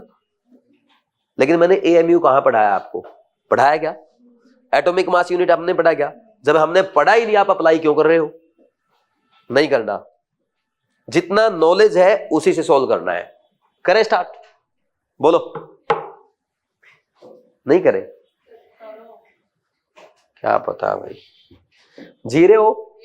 चलो ठीक, जिंदा रहना जरूरी है भाई। क्वेश्चन तो फिर कल भी सॉल्व कर लेंगे, आज कम से कम क्लास में जिंदा रहो। ठीक, पहला क्वेश्चन देखो, 1 एटम ऑफ कार्बन का मास फाइंड आउट करना। अब बोलना मत, इधर सुनो। आप क्या बोल रहे हो? 12 ग्राम पर मोल बोलते हैं ना। कार्बन के 1 मोल का मास कितना होता है? 12 ग्राम। कितने का? 1 मोल का। 1 मोल कार्बन में कितने एटम है? Na। तो Na एटम्स का मास कितना है? 12 ग्राम। एक का कितना होगा? क्वेश्चन सोल्व हो गया। मैंने थोड़ा किया, तुमने किया है? नहीं समझे यार, नहीं समझे। अरे भाई, मास of 1 mole carbon that is mass of Na carbon atoms कितना है? इसको ऐसे लिख लो, मास ऑफ 1 मोल कार्बन कितना है? 12 gram. Mass of Na carbon atom होंगे ना 1 मोल में दोस्तों, कितना होगा? 12 gram. Mass of 1 carbon atom. ए भगवान, इतने टफ क्वेश्चन बनते कैसे हैं? 12/Na। Na की वैल्यू आपको पता है, पुट कर देना, आंसर आ जाएगा। नहीं समझे? ठीक। दूसरा, ऐसे किसने किया था? वेरी गुड, बहुत अच्छी बात है। दूसरा, 100 एटम्स ऑफ हीलियम। हीलियम का 1 मोल का मास कितना होता है? 4 ग्राम। यानी 1 एटम का मास कितना होता है? सीधा लिख दूंगा इस बार, mass of 1 atom of helium लिख दूं क्या? बोलो, कोई डाउट तो नहीं है? कितना? 4 ग्राम। एक का Na मोलिक्यूल, Na एटम्स का, एक का 4 भाई Na ग्राम। 100 का पूछा आपसे, बहुत टफ हो गया भाई, बहुत टफ हो गया। गुणा में 100, यूनिटरी मेथड, एक एक नियम 6ठी क्लास में पढ़ा था मैंने, वो भी हिंदी मीडियम में। ठीक, इससे ज्यादा नहीं आता मेरे को। ठीक, नेक्स्ट। अब तीसरा देखो तुम, तीसरा क्वेश्चन, 1 मॉलिक्यूल ऑफ H2। भाई H2 का मोलर मास आप बोलते हो 2 ग्राम पर मोल। 1 मोल का मास 2 ग्राम है। मास ऑफ 1 मोल H2 कितना बोलते हो? 2 ग्राम। 1 मोल H2 में कितने मॉलिक्यूल हैं? NaH2 मॉलिक्यूल्स है ना। NaH2 मॉलिक्यूल का कितना है? 2 ग्राम। एक का कितना होगा भाई? यही तो पूछा आपसे, टफ है ना बहुत। नेक्स्ट, चौथा, 50 मॉलिक्यूल्स ऑफ CO2।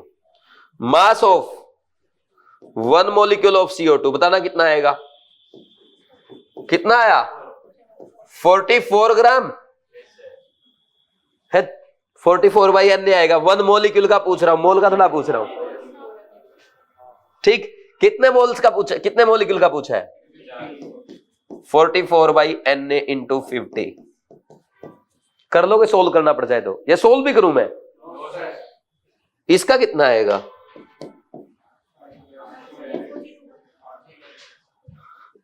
60 कार्बन, 12 × 72, और 122 हाइड्रोजन प्लस 122 कितना हो गया 842 एक मोल का, यानी एन मोलिक्यूल्स का। एक मोलिक्यूल का किसी को कोई doubt?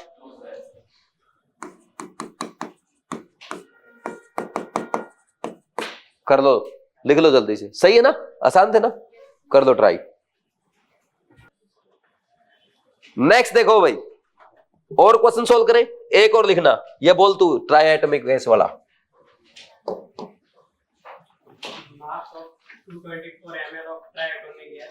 Mass of 224 ml of triatomic gas at 273 Kelvin and 1 bar pressure is 1 gram. Then mass of one atom is 1 atom is। पहला, ये होमो एटॉमिक गैस है, यानी तीनों एटम इसमें क्या है, सेम है, ये ध्यान रखना। तो आप X3 मान लेना गैस को, ठीक। तीनों एटम सेम है, जैसे ओजोन में होता है O3, उस टाइप से। पहला ऑप्शन क्या है 6.022 इंटू 10 की पावर -23 ग्राम। दूसरा 2.08 इंटू 10 की पावर -23 ग्राम। तीसरा 5.53 इंटू 10 की पावर -23 ग्राम, -23 ग्राम। फोर्थ 3.01 इंटू 10 की पावर -23 ग्राम। एक क्वेश्चन तो ये है। दूसरा question, how many moles of CaCO3 contains 2.4 gram oxygen. ठीक, लिख लो जल्दी।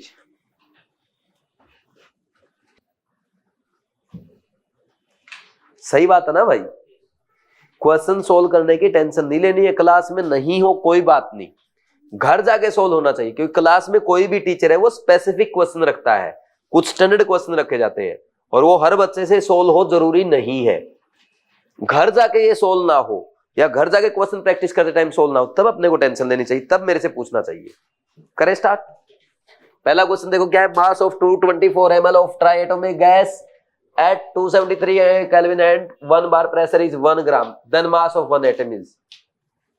क्या किया जाए इसका? एक काम कर लो, मोलर मास फाइंड आउट कर लो।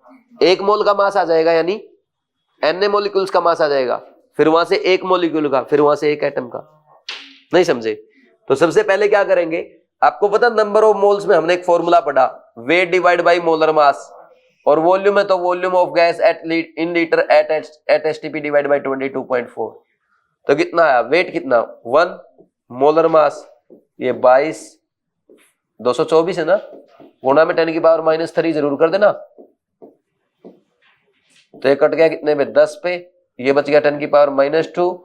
मोलर मास कितना आ गया 100 ग्राम। बोलो कोई डाउट है क्या? तो आप क्या बोलोगे, 100 ग्राम किसका मास है, 100 ग्राम। भाई मास ऑफ 1 मोल X3 मान लो इसको, कितना हो गया 100 ग्राम हो गया।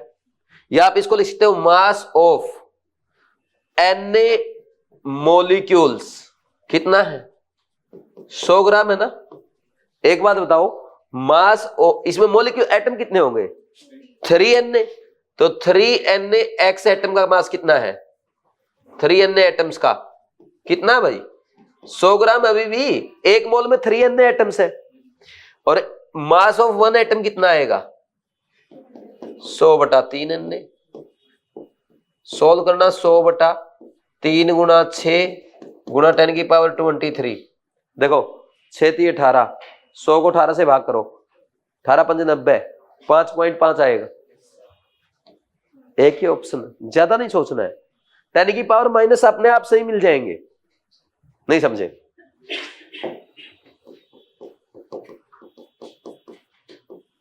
किस किस का सही था भैया? हो गया था, वेरी गुड। कैलकुलेशन थी इसमें, टफ नहीं था क्वेश्चन। नहीं, जिसको भी समझ में नहीं आया दोबारा समझाऊंगा, बताओ। मेरा मूड हो रहा दोबारा समझाने, समझाऊ ना। इस क्वेश्चन में देखो क्या दिया, पहले उसने ना वॉल्यूम दे रखा है एसटीपी पे और वेट भी दे दिया। तो वॉल्यूम से आप मोल्स फाइंड आउट कर सकते हो, और मोल्स क्या होता है? Weight divided by molar mass. तो इन दोनों को इक्वली कर दो ना, तो क्या आ जाएगा आपका? यहां से मोलर मास आ गया। मोलर मास आया आपका 1 मोल गैस का, और 1 मोल गैस कौन सी? Try atomic. आपने मान लिया वो X3 है, ट्राई एटॉमिक जिसमें 3 एटम, X3 मान ली। होमो एटॉमिक लेंगे ना, तो X3 का 1 मोल का मास कितना? 100 ग्राम। 1 मोल यानी Na मोलिक्यूल्स का मास 100 ग्राम, और इसके Na मोलिक्यूल्स में कितने एटम्स होंगे? 3 Na। तो 3 Na एटम्स का 100 ग्राम, एक एटम का 100 बाई 3 Na। दोबारा बताऊं, सिर्फ यूनिटरी मेथड लगा रहा हूं मैं मुझे और आता भी नहीं, मैं 6ठी क्लास में होशियार था, वो आता मेरा यूनिटरी। एक नियम, 10 गायें दूध देती है 50 लीटर, तो बताओ 40 गायें कितना दूध देगी? 10 गाय ने दूध दिया 50 लीटर, एक गाय देगी 50/10 लीटर, और 40 गाय देगी 50/10 गुणा में 40। मैं ये बचपन में बहुत मेहनत करके सीख के आया हूं, 200 लीटर दूध देंगी। बस ये आता मुझे, समझे कि नहीं समझे? ठीक, आगे बढ़ जाऊं। इसका फोटो ले रहा है, अच्छा मुझे लगा इसका गाय का क्वेश्चन आना चाहिए, एक आध क्वेश्चन है ना। एक बार मैंने टेस्ट सीरीज में दे दिया था एक क्वेश्चन ऐसे ही, एक आदमी ऐसे दिया था कुछ बना के, वो पानी की बोतल लेने जाता है, पानी के इतने मोल्स का रेट इतना है। आधे बच्चों ने सोल्व ही नहीं किया कि रेट की बात, रुपए की बात केमिस्ट्री क्वेश्चन में कहां से आ गई। अरे मैं आपको बोल रहा हूं कि इतना रेट है, आप number of moles find out कर लो, और मोल से फाइंड आउट करके उसका रेट बता देना। घबरा जाते हैं। जैसे अगर आपको यह बोल दिया जाए भाई 1 लीटर वाटर का रेट 20 रुपए है, ठीक। अगर मैं अब आपको कोई क्वेश्चन दे दूं कि बताओ 50 मोल वाटर का रेट कितना होगा, भाई सीधी सी बात है, आप क्या करोगे? 50 मोल में क्या करोगे फाइंड आउट? 50 गुना में 18, 900 ग्राम आया ना। 900 ग्राम यानी 900 ml। भाई एक बात बताओ, 1 लीटर वाटर का कितना है? 1000 ml वाटर का कितना है? 20 रुपए। एक का कितना होगा? 20/1000। 900 ml का कितना होगा? गुणा में 900। ये क्वेश्चन था। बच्चों सर ने तो रेट लगा दिया केमिस्ट्री में। कुछ यूनिटरी मेथड, एक नियम आना चाहिए, और जिंदगी में कुछ आए चना आए। समझे कि नहीं समझे? ये एक बार टेस्ट सीरीज में पहला ही क्वेश्चन डाल दिया मैंने, उस टेस्ट में सब बच्चों में मार्क्स कम आए। यही तो एग्जामिनर करता तुम्हारे साथ, पहला क्वेश्चन उल्टा सीधा डाला, गया नहीं होगा मेरे से कुछ भी।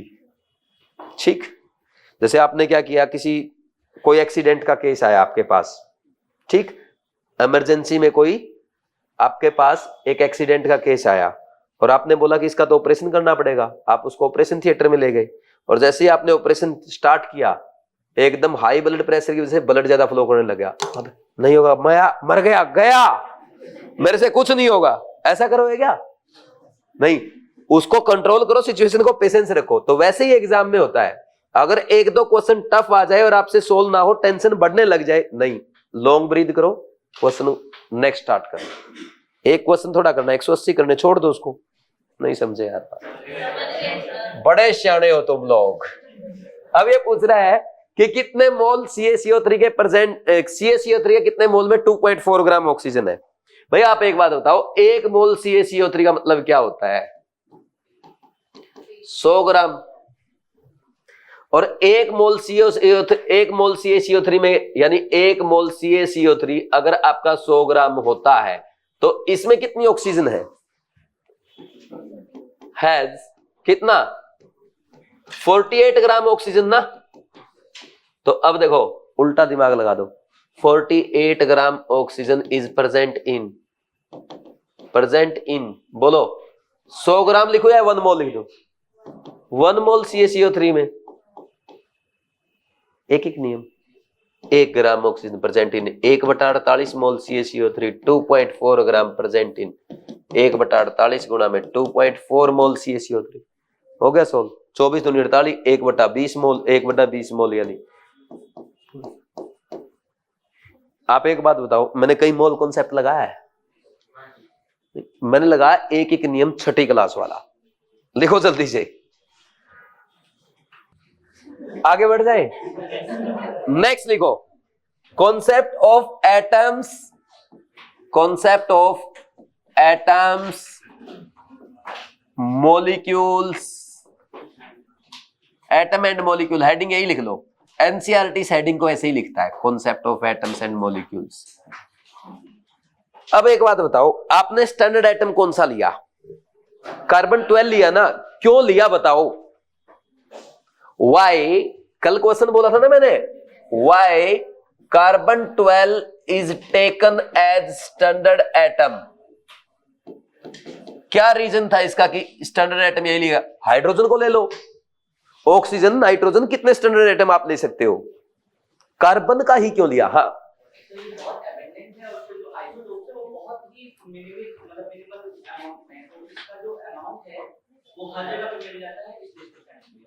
ठीक है, इजिली अवेलेबल है, एक रीजन हो गया। और वेरी गुड, स्टेबल है, सही बोला, स्टेबल है, वेरी गुड। और वेरी गुड, ये सबसे अच्छा रीजन है और यही मेजर रीजन है इसका, समझे? देखो पहली बात, आपको क्या करना है, आपको एक सैंपल लेना। जैसे आपने कभी सोचा है कि हम बोलते हैं कि जैसे मैं बोलता हूं मेरा वेट है 78 kg, ऐसे ही आपका होगा किसी का 60, ठीक, किसी का 90, 108, किसका है 100, किसका है? तेरा, जीवन का, जीवन नहीं है, जीवन नहीं है, जीवन बाद में आएगा, ठीक। तो ऐसे ही हमारा वेट होता ना, तो ये 1 kg वेट कहां से मेजर किया गया? आप लेंथ मेजर करते हो 1 मीटर 2 मीटर, ये 1 मीटर, भाई 1 मीटर इतना होता है, किसने बताया 1 मीटर इतना होता है? 1 kg इतना मास होता है, किसने बताया?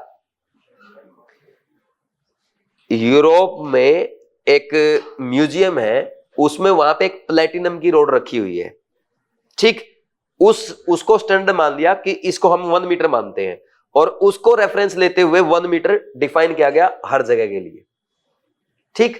ऐसे ही वहां पे एक सिलेंडर भी रखा है, उस सिलेंडर का वेट उन्होंने बोल दिया ये जो सिलेंडर है ना, इसका वेट 1 kg है, और इसके रेफरेंस में हम सारे वेट मेजर करेंगे। लेकिन क्या हम केमिस्ट्री के एटम और मॉलिक्यूल को ऐसे मेजर करेंगे कि इसका वेट 10 की पावर -30 kg है, ऐसे मेजर करेंगे? नहीं, उसके लिए भी आपको एक ऐसा ही यूनिट बनानी थी, एक स्टैंडर्ड यूनिट बनानी थी। तो बोला एक ऐसा यूनिट लेके आओ जो छोटा हो और जो सबको क्या कर दे, होल नंबर में डिवाइड कर दे, ठीक। तो ये क्वेश्चन अपने सामने उठा, तो पहले क्या किया साइंटिस्ट ने, हाइड्रोजन एटम का वेट ले लिया। भाई हाइड्रोजन के रेफरेंस में ले लो क्योंकि ये सबसे हल्का एटम है, और हाइड्रोजन के एटम के रेफरेंस में सबका होल नंबर भी आ रहा था। लेकिन प्रॉब्लम ये आई, जब हाइड्रोजन के सिंगल एटम का वेट स्पेक्ट्रोस्कोपी से मेजर किया गया तो हाइड्रोजन रिएक्ट कर गया।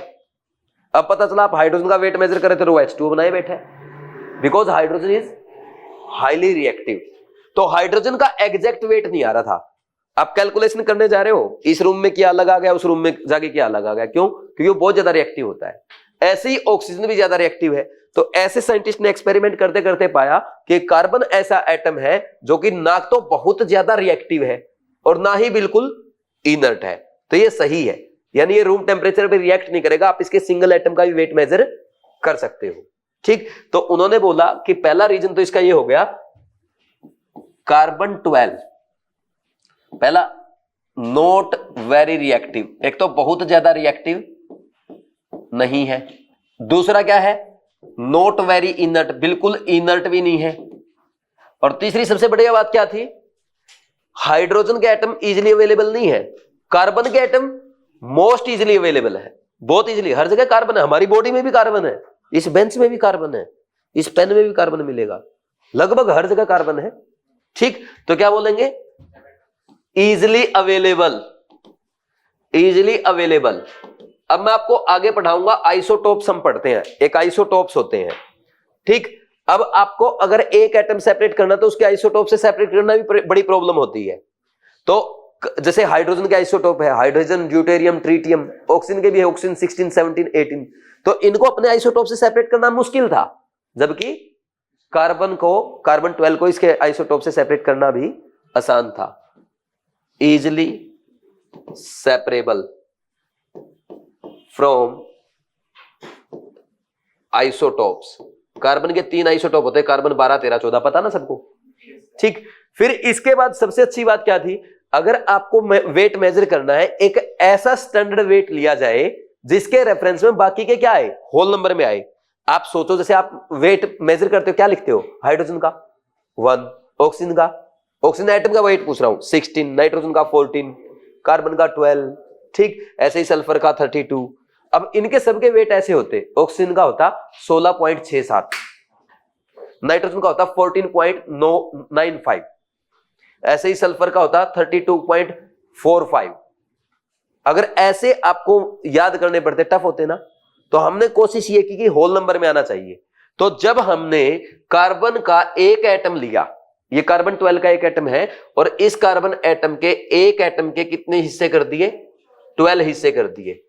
ठीक, ऐसे ये 12 इक्वल पार्ट में इसको डिवाइड कर दिया, और 12 इक्वल पार्ट में डिवाइड करने के बाद इसके एक पार्ट का जो वेट मेजर किया गया, ये वाला जो पार्ट है इसका, ये जो पार्ट है, this is 1/12 of carbon 12 atom. Carbon atom लिया, उसके 12 हिस्से कर दिए, उसमें से एक हिस्से का मास कितना होगा, 1/12 ऑफ कार्बन 12 एटम। तो इसका मास जो पाया गया, that was comparable to hydrogen atom which is lightest atom. नहीं सीधा कार्बन 12 को कंप्लीट कोई स्टैंडर्ड एटम ले लेते, तो सबसे पहले तो हाइड्रोजन का मास आपको ऐसे याद करना पड़ता। तो बोला एक काम करो, स्टैंडर्ड ही इसका 1/12 ले लो, फिर उसके रेफरेंस में जब मेजर किए गए सबके मास ठीक ठाक आए थे। ठीक, तो मेजर रीजन क्या हो गया इसका, ये इसका 1/12 पार्ट है।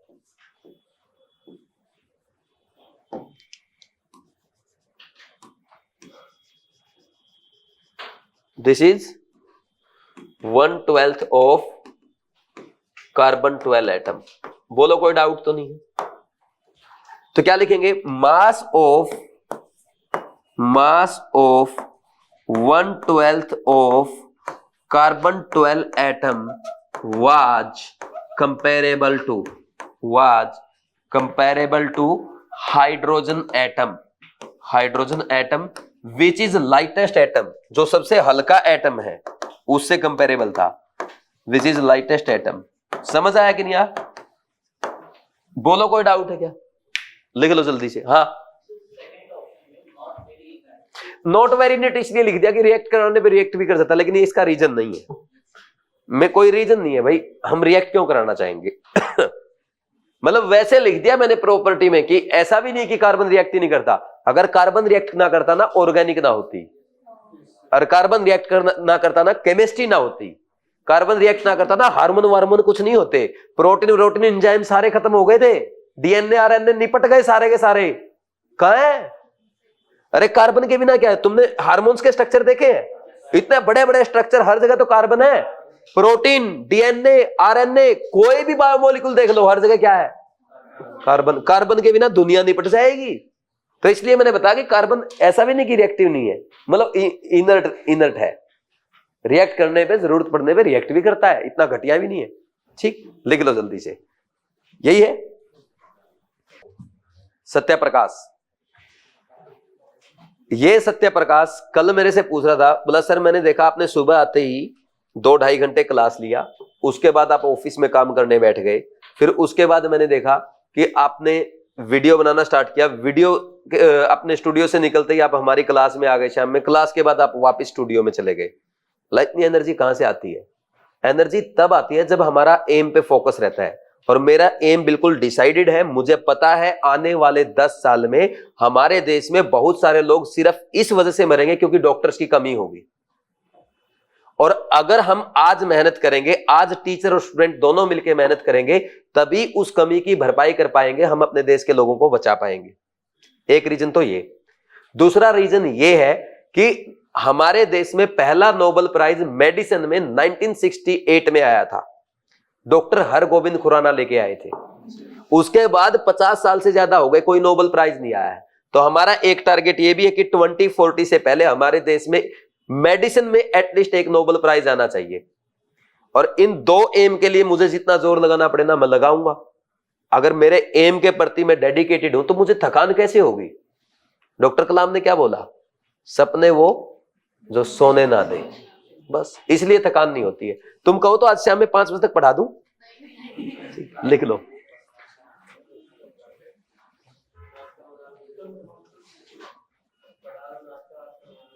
नाश्ता वास्ता मंगा दूं भाई, अपना एम क्लियर है। मैं बिल्कुल क्लियर कर दूं आपको। देखो, लोग ये चाहते हैं कि आपकी ऑल इंडिया रैंक 1 आए, मैं चाहता हूं आपकी वर्ल्ड में रैंक 1 आए। लोग चाहते हैं कोटा रिजल्ट से देश में फेमस हो, मैं चाहता हूं कोटा से पढ़े हुए बच्चे हमारे देश के लिए नोबेल प्राइज लाएं और ये पूरी दुनिया में फेमस हो। आप चाहते हो विक्ट्री सेलिब्रेशन में फोटो करवाना, मैं चाहता हूं आपका फोटो स्विट्जरलैंड में आए। समझे कि नहीं समझे? हमारे एम बड़े हैं, छोटा एम देखना गुनाह है और अपने एम के प्रति डेडिकेटेड ना होना भी गुनाह है। Have an M U could die for. अगर आपका एम जो है उसके लिए आपको जान देनी पड़े तो जान दे देना, और जरूरत पड़ने पे अपने एम के लिए जान लेनी पड़े ना, ले भी लेना, इसमें कोई पाप नहीं है। मैं इस चीज में विश्वास करता हूं, मैं अपने एम के लिए जान दे सकता हूं तो ले भी सकता हूं। बहुत खतरनाक हूं मैं। ठीक, नेक्स्ट, अब लिखो नेक्स्ट, एटॉमिक मास यूनिट। तो एटॉमिक मास यूनिट बनाई गई थी। जैसे हम क्या करते हैं भाई, मम्मी क्या बोलती है, जाओ मार्केट से क्या लेके आओ, 1 kg आलू लेके आओ, ½ kg टमाटर लेके आओ, यही तो बोलती है। तो अब साइंटिस्ट क्या बोलेंगे, ला भाई ½ किलो कार्बन लेके आ, ठीक, ½ किलो हाइड्रोजन गैस ला, ऐसे थोड़ा बोलेंगे। तो उनको ना इनके मास के लिए एक सिंपलेस्ट यूनिट डिफाइन करनी थी जो छोटे से छोटे मास को भी डिफाइन कर सके। तो इसको हमने डिफाइन किया एटॉमिक मास यूनिट से, दैट इज कॉल्ड AMU और यूनिफाइड मास। स्मॉल यू इसके ब्रैकेट में लिख देंगे। ठीक ठीक, अब देखो एटॉमिक मास यूनिट क्या था, 1 AMU किसके इक्वल होता है? 1 AMU is equal to 1/12 of mass of, लिख लो, it is defined as the mass of 1/12 of carbon 12 atom. Carbon 12 atom के 1/12 मास को क्या कहा गया है? 1 AMU। अब आप जानते हैं मास ऑफ 1 एटम ऑफ कार्बन 12 कितना है? कितना होता है बताना? बोला था ना कल, 1.992648 इंटू 10 की पावर -23 ग्राम। ये स्पेक्ट्रोस्कोपी से आया है, अपने बढ़िया ने नहीं तोला है। ठीक, अब 1 AMU क्या होता है? 1/12 ऑफ मास ऑफ, बोलो, मास ऑफ कार्बन 12 एटम। ये करोगे, ये आपका फॉर्मूला बन गया 1 AMU का, है ना? तो 1 AMU इज इक्वल टू कितना लिखा जाए? 1/12 इंटू इसका 1.992648 इंटू 10 की पावर -23। सोल्व करना पता कितना आएगा? 0.166056 इंटू 10 की power -23 gram, which can be written as 1.6056 into 10 की पावर -24 ग्राम। और आप इसको ऐसे भी लिखते हो 1.67 इंटू 10 की पावर -24 ग्राम। अच्छा, एक जादू है, पता है क्या? 1 AMU को हम ऐसा भी लिख सकते हैं, 1 AMU is equal to 1/Na। क्योंकि आप देखो कल Na पता आपका कैसे आया था? 12/1.992648 इंटू 10 की पावर -23। कल सिखा था ना, ये ऐसे आया था 1/Na। नहीं समझे? ये काम की चीज है। ये एक बार एग्जाम में पूछ ली थी। ये इसको येलो से लिख रहा हूं, येलो से लिख रहा हूं मतलब इंपॉर्टेंट है, डायरेक्ट एग्जाम में आ सकता है, जो येलो से लिख दिया। ये भी येलो से है। ठीक, तो 1 AMU हमने सिंपलेस्ट यूनिट बना ली। अब देखो, अब हमने क्या किया, अब इसका फायदा क्या हुआ देखना, mass of hydrogen atom. Mass of hydrogen atom कितना होता है पता आपको? बोलो कितना होता है? 1.6773 इंटू 10 की पावर -24 ग्राम होता है। अगर मैं इसको AMU में कन्वर्ट करूं, कैसे कर सकता हूं? जैसे फॉर एग्जांपल मैंने आपको ये बोल दिया भाई, एक वेट है 5500 ग्राम, 5500 ग्राम को केजी में कन्वर्ट करो। कैसे करोगे? 1000 से डिवाइड करिए। क्यों किया? क्योंकि 1 केजी में क्या होता है? 1000 ग्राम। अब मैं बोल रहा हूं इस वेट को AMU में कन्वर्ट करो, तो AMU में कन्वर्ट करने के लिए क्या करोगे? AMU में कितने ग्राम उससे डिवाइड कर दोगे? करो फिर। 677 इन 3 इंटू 10 की पावर -24 डिवाइड बाई 1.666056 इंटू 10 की पावर -24 AMU आया कि नहीं आया? और इसको सोल्व करोगे पता कितना आएगा? 1.0078 AMU आ जाएगा, जिसको हम 1.008 AMU या सिंपली सीधा 1 AMU लिख लेते हैं। बोलो कोई डाउट है क्या? तो ऐसे ही 1 बाई 1 सबके चेक किए गए AMU में। जब oxygen atom, mass of oxygen atom, फिर ऑक्सीजन एटम का भी मास ऐसे ही चेक किया गया, तो ऑक्सीजन एटम का AMU में पता कितना आता? 5.9995 AMU, जिसको आप क्या बोल देते हो? Simply 16 AMU। तो समझ आया आपको मास कैसे कैलकुलेट किए गए? स्पेक्ट्रोस्कोपी से मास कैलकुलेट किया और फिर इस नंबर से डिवाइड किया, तब AMU में मास आए। जल्दी से लिख लो, फिर फास्ट वो करेंगे, ग्राम एटॉमिक मास और ग्राम मॉलिक्यूलर मास।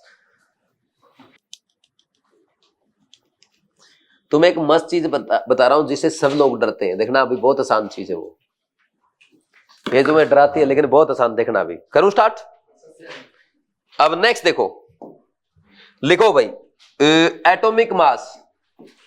भाई जैसे एटॉमिक मास की अगर बात करें, आप क्या बोलते हो? Atomic mass of oxygen is 16 AMU। इसका मतलब पता क्या है? Oxygen atom is 16 time heavier than 1/12 of carbon 12 atom. भाई ये है ना AMU, दिस इज 1 AMU, ये पार्ट, इसका 16 गुना भारी है ऑक्सीजन एटम। ये होता है एटॉमिक मास। तो लिखो, लिख लो, it is defined as the number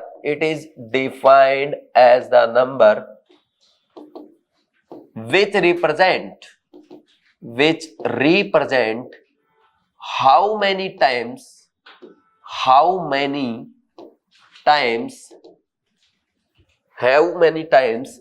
an atom is heavier than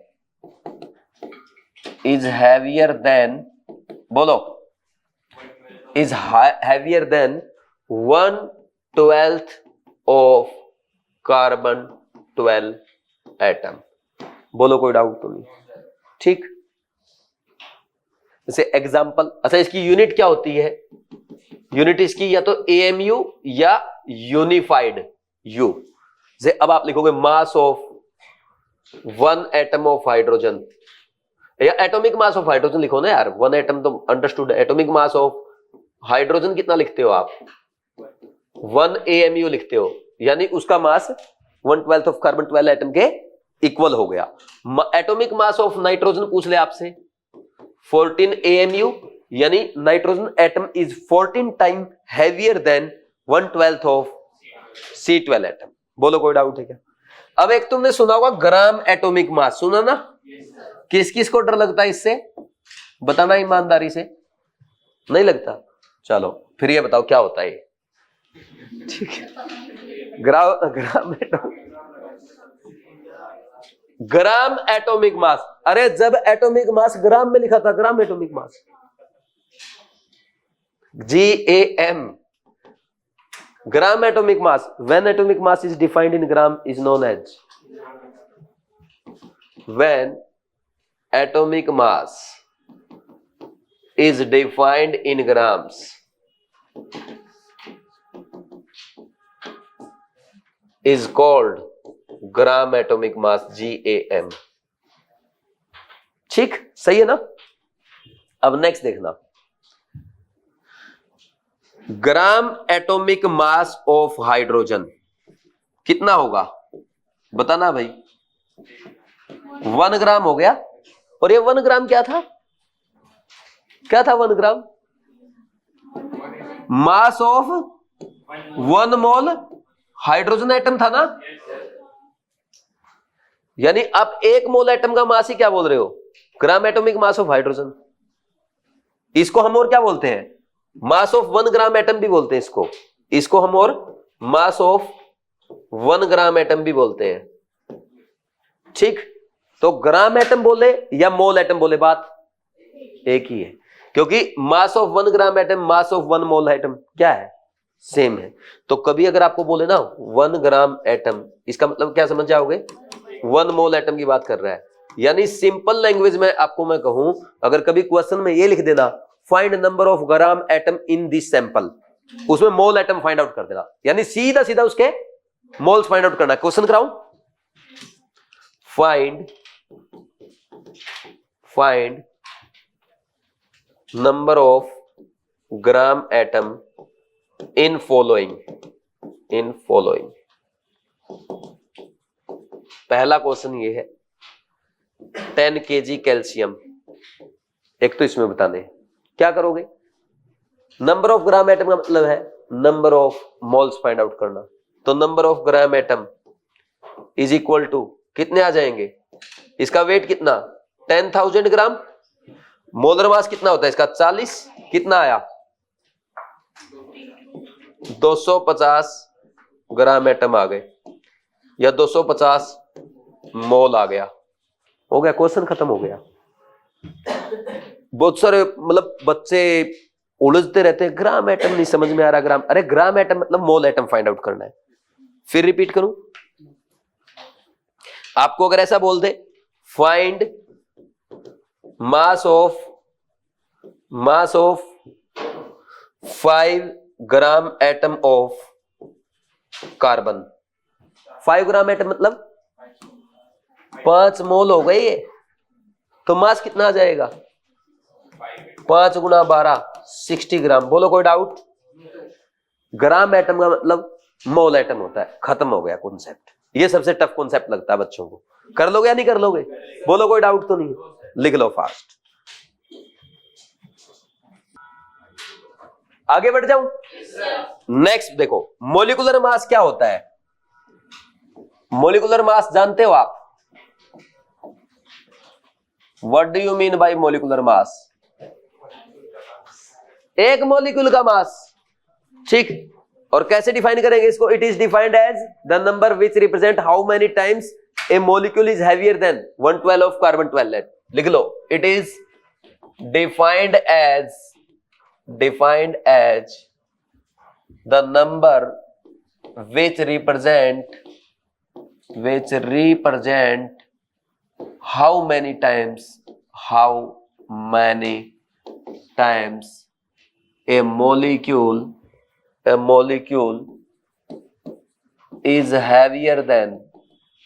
is heavier than बोलो 1/12 of mass of carbon 12 atom. 1/12 of carbon 12 atom लिख लो ना, मास लिखने की क्या जरूरत है। यूनिट इसकी क्या है, वही है यूनिट, या तो एएमयू बोलोगे आप या यूनिफाइड मास। अब एग्जांपल बोलो,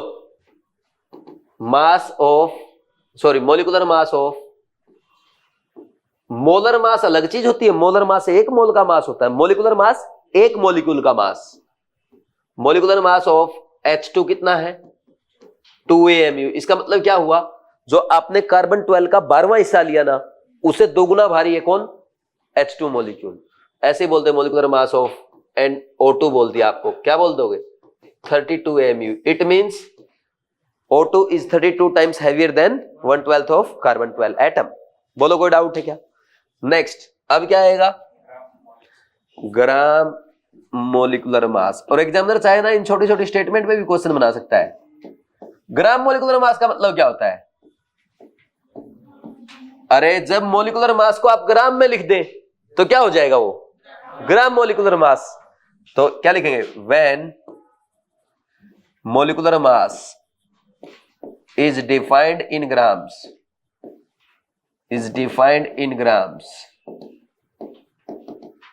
called GMM, gram molecular mass. सही है ना। अब जैसे मैं यहां पे बोल देता हूं आपको ग्राम मोलिकुलर मास, ग्राम, एक बार देख लो, अभी एक बार कॉपी पेन रख दो फिर लिख लेना, बस 1 मिनट।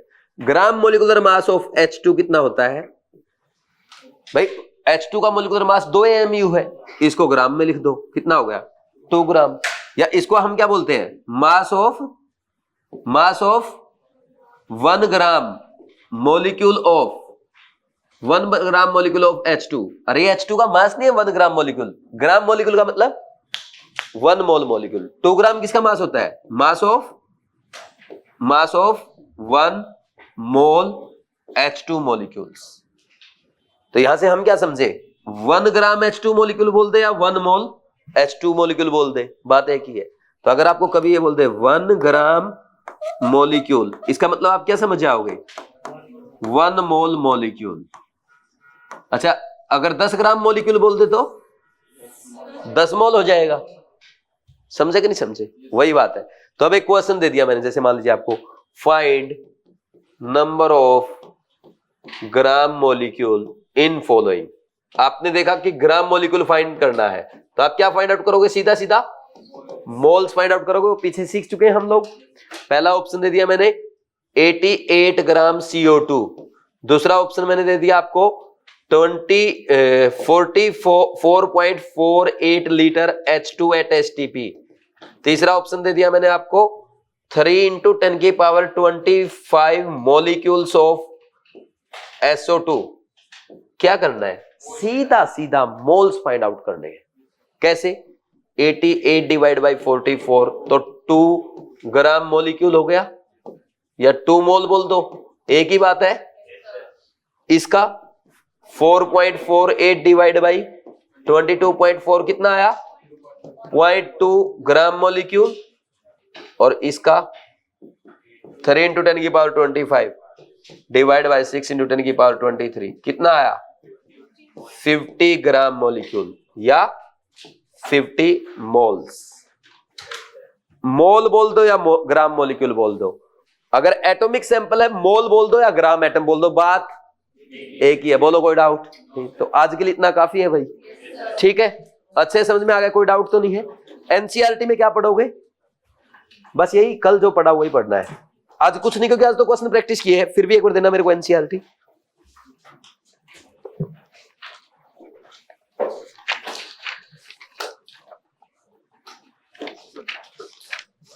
एनसीईआरटी में देखो,